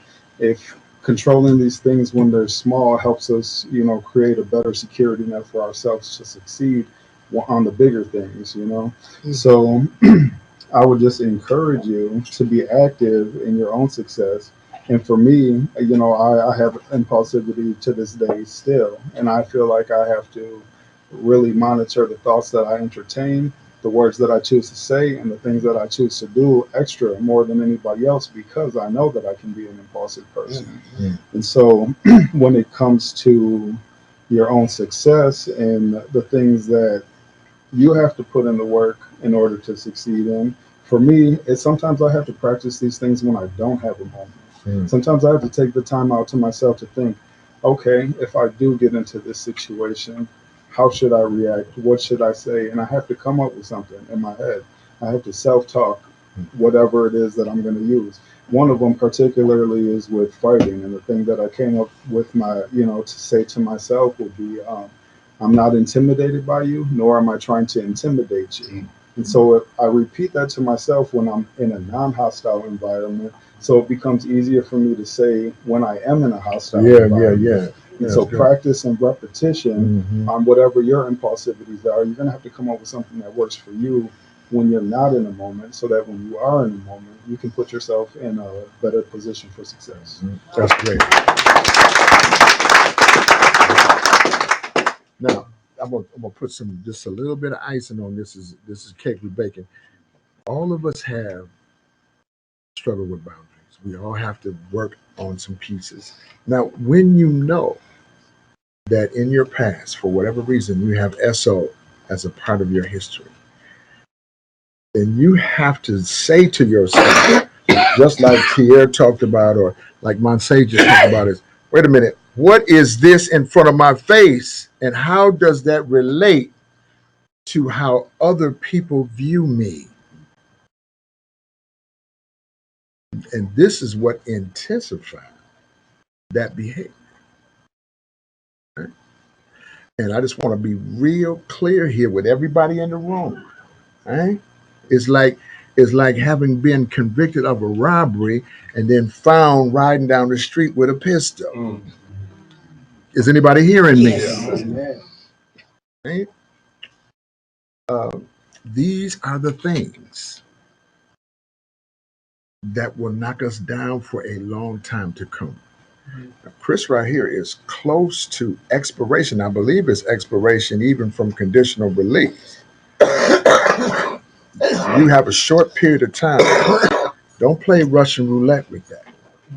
You got an opportunity to get your voting rights back and everything that goes along with it. I think it's an excellent strategy for you to see a therapist and be open and honest about that. Dare them to give you some help. Just in my own experience, it's going to tell me that somewhere between the ages of 0 and 10, you have been traumatized. I'm not talking to you, us collectively. And it takes us a long time. And the ability to make clearer decisions, that was then and this is now. I might have felt like I was too slow, but that was good. Who got it? You might have felt like you was a loser, but you really are. Winners win. Winners win. Losers lose. Y'all ain't with me. Winners win. Losers lose. Who wins? Winners win. Who loses? Losers. Do losers always lose? No. Yes. Yes, they do. Yes, they do. The only way that losers stop losing is when they change their mind and set rules for themselves. Let me read this to you. What are our personal boundaries? What are personal boundaries? This is an anonymous therapist. I can't quote nobody here, but so here, let me just read this to you. I like it. Personal boundaries are the limits and rules. Say limits and rules. Limits and rules that I set for myself. Within relationships. Now, wait a minute. Now, get this. We talked about this last week. I'm reviewing. It's not your parole officer. It's not your ISR agent. But it is you operating in your personal power. Say personal power. Personal power. You know a little bit about that. Everybody has it, but everybody doesn't always use it.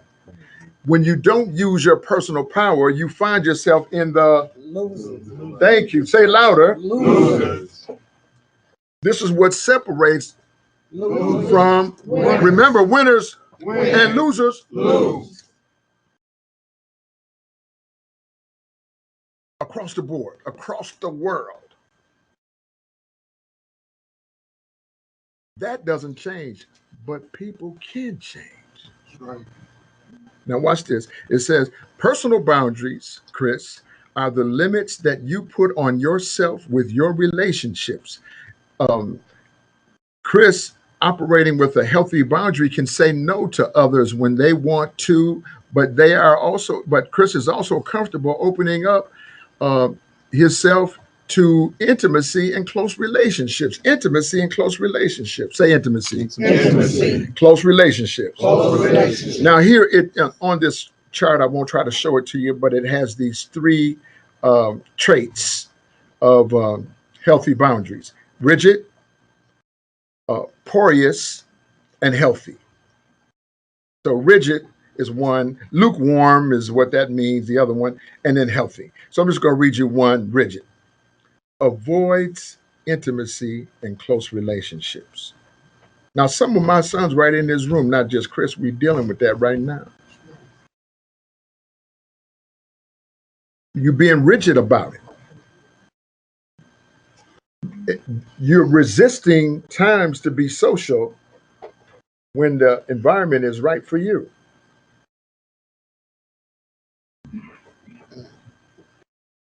I'm gonna wait for all the amens to die down, man. The environment can be right for you. You still choose to duck and run. This is a rigid boundary that's unhealthy, keeping you stuck in yesterday and allows the kryptonite to tempt you at your point of greatest weakness. Is anybody hearing that? Yeah. Porous boundary is overshares personal information. Just wishy-washy, not determining what they call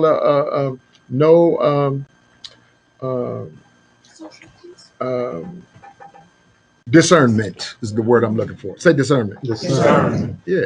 Your business ain't everybody's business. That's right. Sometimes you have to shut up. I'm just telling you the truth. Say shut up. Shut up. I'm gonna say it again. Sometimes you just have to shut up. Shut up. Humble yourself. You know, if silence was golden, some people in here couldn't get a dime because you can't Shut up. shut up.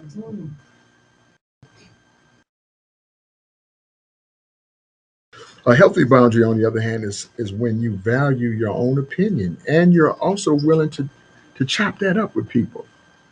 Share it. Get some feedback. I take feedback from all y'all. You could think I'm not listening. Unfortunately for me, I got that kind of memory that doesn't allow me not to hear you. If I don't hear you at the moment you said it, later on, the whole tape plays in my mind. And it doesn't, and I don't have to ask myself for it. It just starts playing like a movie. And then every word you said, just like you said it, it all plays in my head. And this is why I'm saying to some of my sons in here who are doing good right now, and you're on a good track, but in the area of being rigid and antisocial, you're still struggling.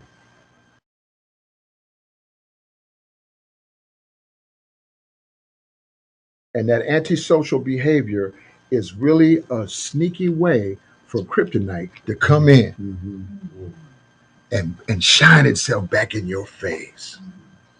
Did you hear me? You hear me, Sheldon? I do.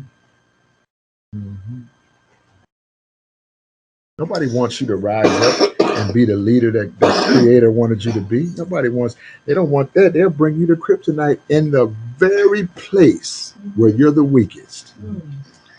Unless you have prepared yourself and set rules and boundaries that you live by above and beyond what ISR or parole or anybody else says. Gerald, what you got?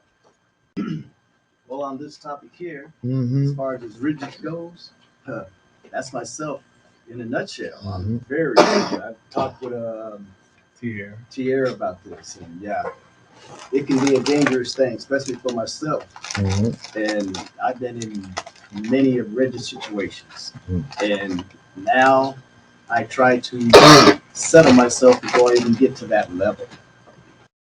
If I don't, I kryptonite. So, okay, but hold up for 1 second. Can you just hold on 1 second? See, Gerald, what he said was true. But Gerald is struggling right now. And I hope he just went on a trip because his family member was ill in Iowa, right? Yes. And how's your family member doing? Well, right now, my brother Ivory is he can pass any minute. Mm-hmm. And when I was there, he went through.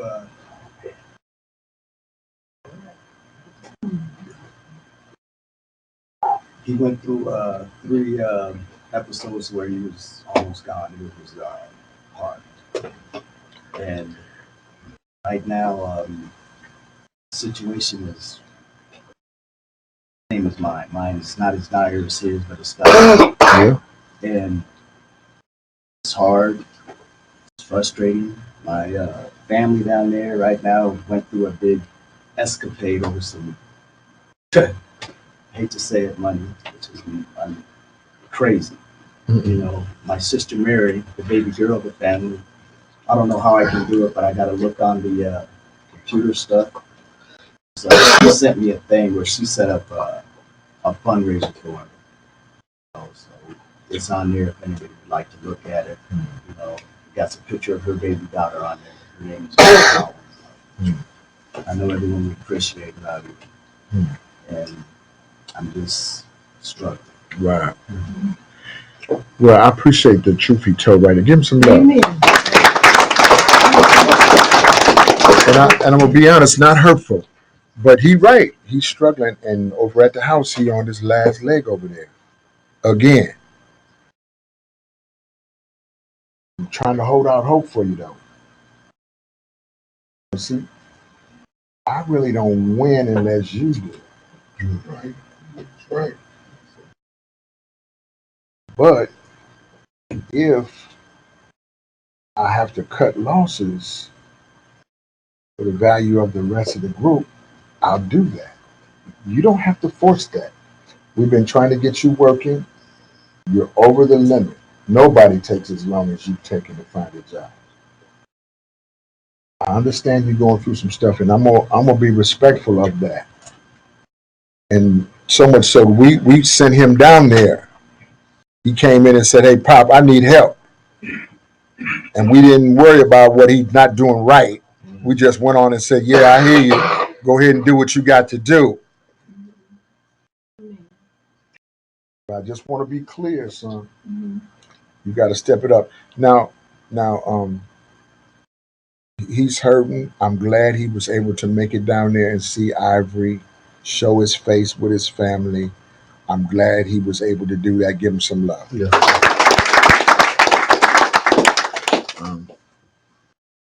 I would caution him and everybody else in the house to set better boundaries. I have to do it too, man. All right. Is there somebody who got something pressing and want to chime in on this? Will, what you got? Well, I just want to say that, and I just before I forget, I spoke to Darius earlier, and the election and everything this morning. And he knows what's going on over here. Right. But, he said that if any of us could make it over there, at the headquarters. Mm-hmm. After the meeting. 8 o'clock. Mm-hmm. He said at 8 o'clock, he said, that would be, thing, having that support over there. They got like a, watch party going on. And so for Anika. Right. And my definitely. Right. And we're gonna come back to that. Now Anika is Eliza Darius, a pop guy, his fiance, who's running for city council in the first ward in St. Paul, and we've been over there supporting. Some of us individually were over there, not as an organization, but as a group, knocking out flyers and doing whatever we could do to be helpful. And I was very proud of the crew that went over there and hit that. We hit it hard. I had Tierra and Kimbrough on my team, and we hit it. I said we hit it hard. Right. I hit it so hard, Kimbrough started. He pulled out a whatchamajigger, started wheezing in it. What was that? What you call it? Yeah, he had to give himself some whips. I'm used to delivering them papers. I'm up here, I'm hitting this thing high. That boy said, "Oh, Pop, hold on." We hit it hard though, man. It was a beautiful thing. We have been active, man. POP has been so active in these last months and weeks and stuff, just being helpful. Isaac got to get home now. We got to get Isaac back to St. Paul. He live on the east side now. Anybody's going there? If I leave now, Okay. drop it. Okay. I gotta take my bike. Oh, okay. You ain't got no room for that. Not that. You I know, live over you know me, I on ride hard. Oh, you look at Tim. Tim driving now. I'm gonna ride with my bike. You got a bike. Is it big enough You got a for? bike? Is it big Yeah. enough? Take front tire off? I got in truck that it might fit in the back seat if you take the tires out. Front tire. Take the tires off his bike. Okay. Well, look, Dave. Wait, we ain't gonna spin. Go ahead.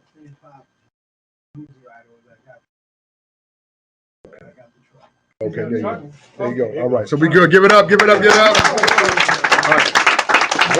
I want to make an announcement. I'll be turning 40 Friday. Oh. We're not closing. This is not closing. Hold up. What, son? I'm about to be 44 on Wednesday. Whoa! He's lucky. He's lucky. I was thinking about canceling that. Go ahead.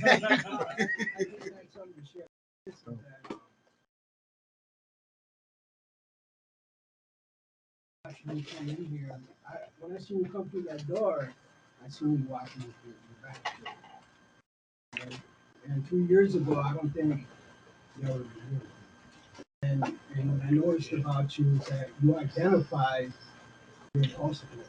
You know, 2 years ago, you were talking about you would have been playing shifting or doing whatever. You know what I'm saying? And I'm proud of you for that. And the second thing I got is for myself is how I work on my behaviors is that I reflect every day on what I do. And I stay focused That's on good. myself. I don't focus on nobody else but myself. You know what I'm saying? And I believe that's one thing that you need to do for yourself. You know what I'm saying? Don't focus on the things that you're desiring because you can't have those right now. You gotta focus on yourself and lift yourself up. And walking I'm going and to the truck right driving now. and getting in your own place. You know what I'm saying? By focusing on somebody else, you can't do that. Focus on yourself and get yourself up and get yourself together. Wow, boy, y'all doing it good in here tonight. So look, hold up, Tim. I know you got something burning, but you got to hold up for 1 second. So the sister right here, she been sitting, being so patient, and I actually forgot. I'm sorry that you were coming tonight.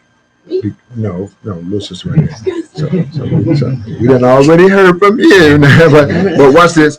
But what we got to do though is see her situation is serious, and so I don't want to blow past the severity of her situation. I want you to just kind of give us the short version, and then we're going to bring you back and then give this more attention in the way that it really deserves. So just introduce yourself to the group and then tell us a little bit about what's brought you here. Okay. My name is Tashira Garraway, and what brought me here is my son's father, Justin Tigan. He was beat severely and murdered by the St. Paul police. And when they were done, they threw his body in a dumpster behind the midway. But when you guys were talking about impulsive stuff tonight and talking to Chris said something that really reminded me of my son's father, because he said he grew up not really having to think about anybody else, just what he wanted to do. And what made me really reflect on my son's father is because one thing that may help you, Chris, is thinking about the people that love you, thinking about everything that's at risk when I take this action. So before I do this, What am I risking? What am I jeopardizing? Who am I hurting when I take this action? So when my son's father, before he was murdered, he did run from the police. So had he thought, he didn't know that he was going to get murdered that night. Right. But that was an impulsive thought to run. Right. Because the end result is that they murdered him, and now he's no longer here with his family who loves him most. Wow. Now my 13-year-old son does not have a father due to the police, but also due to some of Justin's impulsive thinking. Oh, sister. Keep it on. So that is one thing that may help you and keep you from making impulsive thoughts. If you can think about who is going to hurt behind my actions. Think about the people that love you, like somebody said, we love you. Yes. Think about their feelings. Think about how this may impact them before you make whatever decision you're going to make regarding whatever you're trying to make the decision about. That may help you as well. Wow. Just let's pause right there. Give that girl some back. So that was amazing. Going back to what happened to Justin. So yeah, it is undescribable when you think about Emmett Till, how badly Justin was beaten, and it's a clear beating. He had dog bites all over his body. He had the marks from the handcuffs on his arms. He was found out in Everett Grove Heights, and this is real. This is real that the St. Paul police and other police are murdering people around the United States. This is happening, and they are literally covering up the murders. And there's no accountability because they're walking free after they hurt our people. One thing I will say, because I want to make this short and wrap it up, but one thing I always think about in Justin's case is that they did not throw him in the river. They did not throw him in the woods. His body was severely beaten and thrown in the trash. And that is something to think about. This is what they think of us. This is what they think of our men and what they deserve. Although he ran, he still had a human life. He still had people that loved him dearly. I loved him with all my heart, and that's why I'm here speaking to you guys, because of the love that I had for him. My life, I felt, has been in danger because of what I do, because I go around and speak and tell about Justin's story. I have been followed. I have been harassed by the St. Paul police. They have sat outside my home. They have followed me with my son in the car, sat outside his mother's home, waved at me, all kinds of stuff to let me know I know who you are. But yet, I cannot stop my fight because there's so many of us sitting in this room that I stand up for as a minority woman that know that our men don't deserve this, and I stand up for that. My Lord, my Lord, my Lord. Let's just think about that for a minute. Geronimo, hold up, just don't. One second. Okay. Just think about what she said there. And so, sis, would you please come back to group and so we can just have, we're going to need the whole group time just to kind of work on this piece.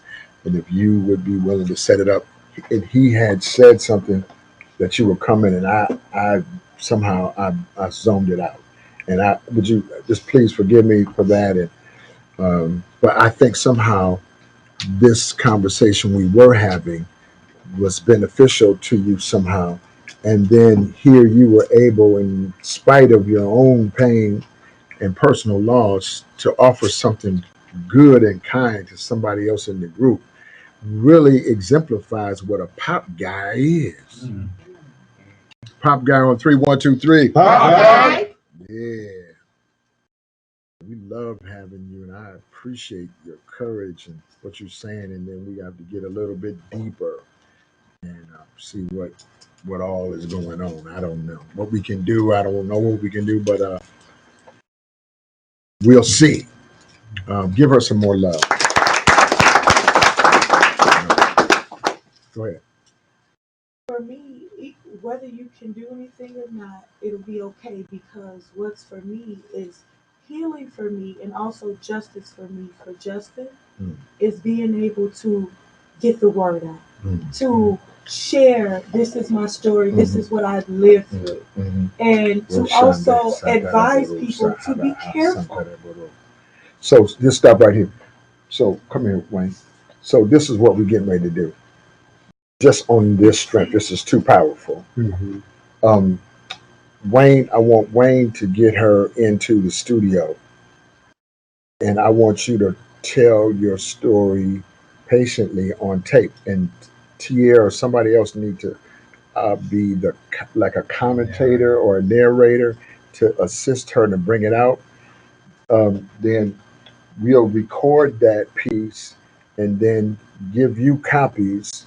You can post it on Facebook. And then we can create music and some kind of uh, you know, backdrop for. And so, what we can do here on tonight is that we can help you multiply your word by sending it all over the world on the strength. Give us some love. And that's promise. You guys set it up and then make sure I got the date and we're going to do that. We're going to make that happen. And then you can send that tape all over everywhere. We'll post it up on YouTube and the whole 9 yards. All right. All right. Hold up just 1 second. I know Wayne will jump me if I don't make this announcement. You don't want to be jumped by Wayne right there. Saturday, November 9th at MTN Studios, where we're going to take you community gathering and filming for those affected by the system, social and storytelling to change the system. That might be interesting for the sister here. Did everybody got this, or is it just me? Huh? And then somebody else. Look, social and storytelling to change the prison system. Bring a story to share publicly or anonymously. 4 p.m. setup, 5 to 9 is the actual show. The address is on the bottom, 820 18th Avenue North. I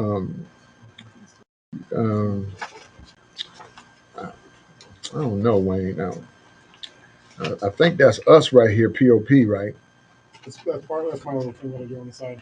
This is a part of the show that I was going to produce anyway, and then other groups jumped in and do it as well. Yeah. I'm struggling with the whole deal, but anyway, what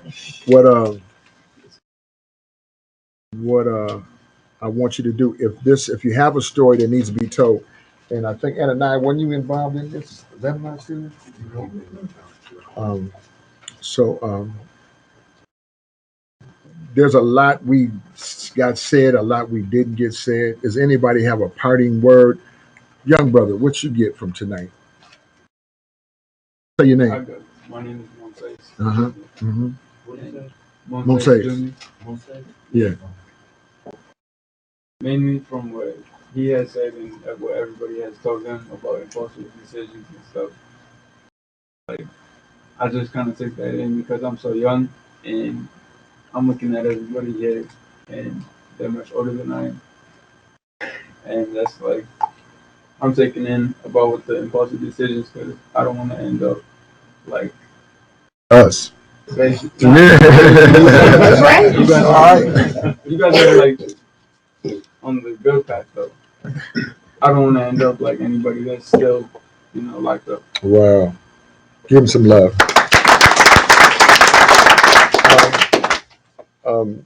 Monses is back in his children's life. I'm saying child. I know you're not a child, but I'm using that, generically to talk about all of our children. I'm so grateful that I get to be a witness and we all get to be a witness to what it means to have a man step back into the life of his children. It's a powerful thing. That was great feedback. And Chris, you can see how this situation is helping our youth. And then sister's commentary about impulsivity and what happens as a result of it is relevant to the walk you walking. So you be mindful right there. You feel me? let's pledge out of here tonight.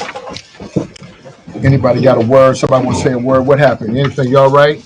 I just want to thank the Pop guys for coming to get me yesterday. I was stranded. She was stranded, and we all know who stranded her. So you know. No, they don't. Yeah, they do. Come on. Let's get in. Are they in this room? No, they're not in this room. Come on, let's get in. We gotta make it quick. Sis, did you get anything tonight? Good. Tell me one thing you got tonight. That everyone is powerful and it has the ability to change. Woo! Come on, move it quick. Slide down. Mm-hmm. Step back, Sheldon. Go back, baby. Sheldon can't move them feet too fast. Hold on. We're praying for it. I'm gonna get everybody. I will balance my family values. My goals. I will exercise wisdom. What I choose to eat. Read and do. I will strive to make all relationships. Win-win. No deal. I will. Under every circumstance. Maintain a positive attitude. Because I am. Somebody. I will. Enjoy my life. Sense of humor. While taking advantage of my opportunities. Learning from my misfortune. Either I win or I learn. Either I win or I learn. Because winners win. Losers lose. That never changes. But I can. I will. On a daily basis. Be proactive with my goals. I will. Always protect my wisdom. My health. And my happiness. I will. Stay principle centered. Maintain a positive circle of influence. That's really important right there. Think about that. If you got multipliers and adders in your circle, then you're in the right place. If you got subtractors or dividers there, it's going to bring you down. I will. On a daily basis. Be proactive with my goals. That means I have to have goals. I will. Daily learn. Commit. And do. I will. According to the POP Leadership Institute. And be productive in my community. And my private life. We need somebody to help clean up this table. Hug somebody. Let's get on out of here.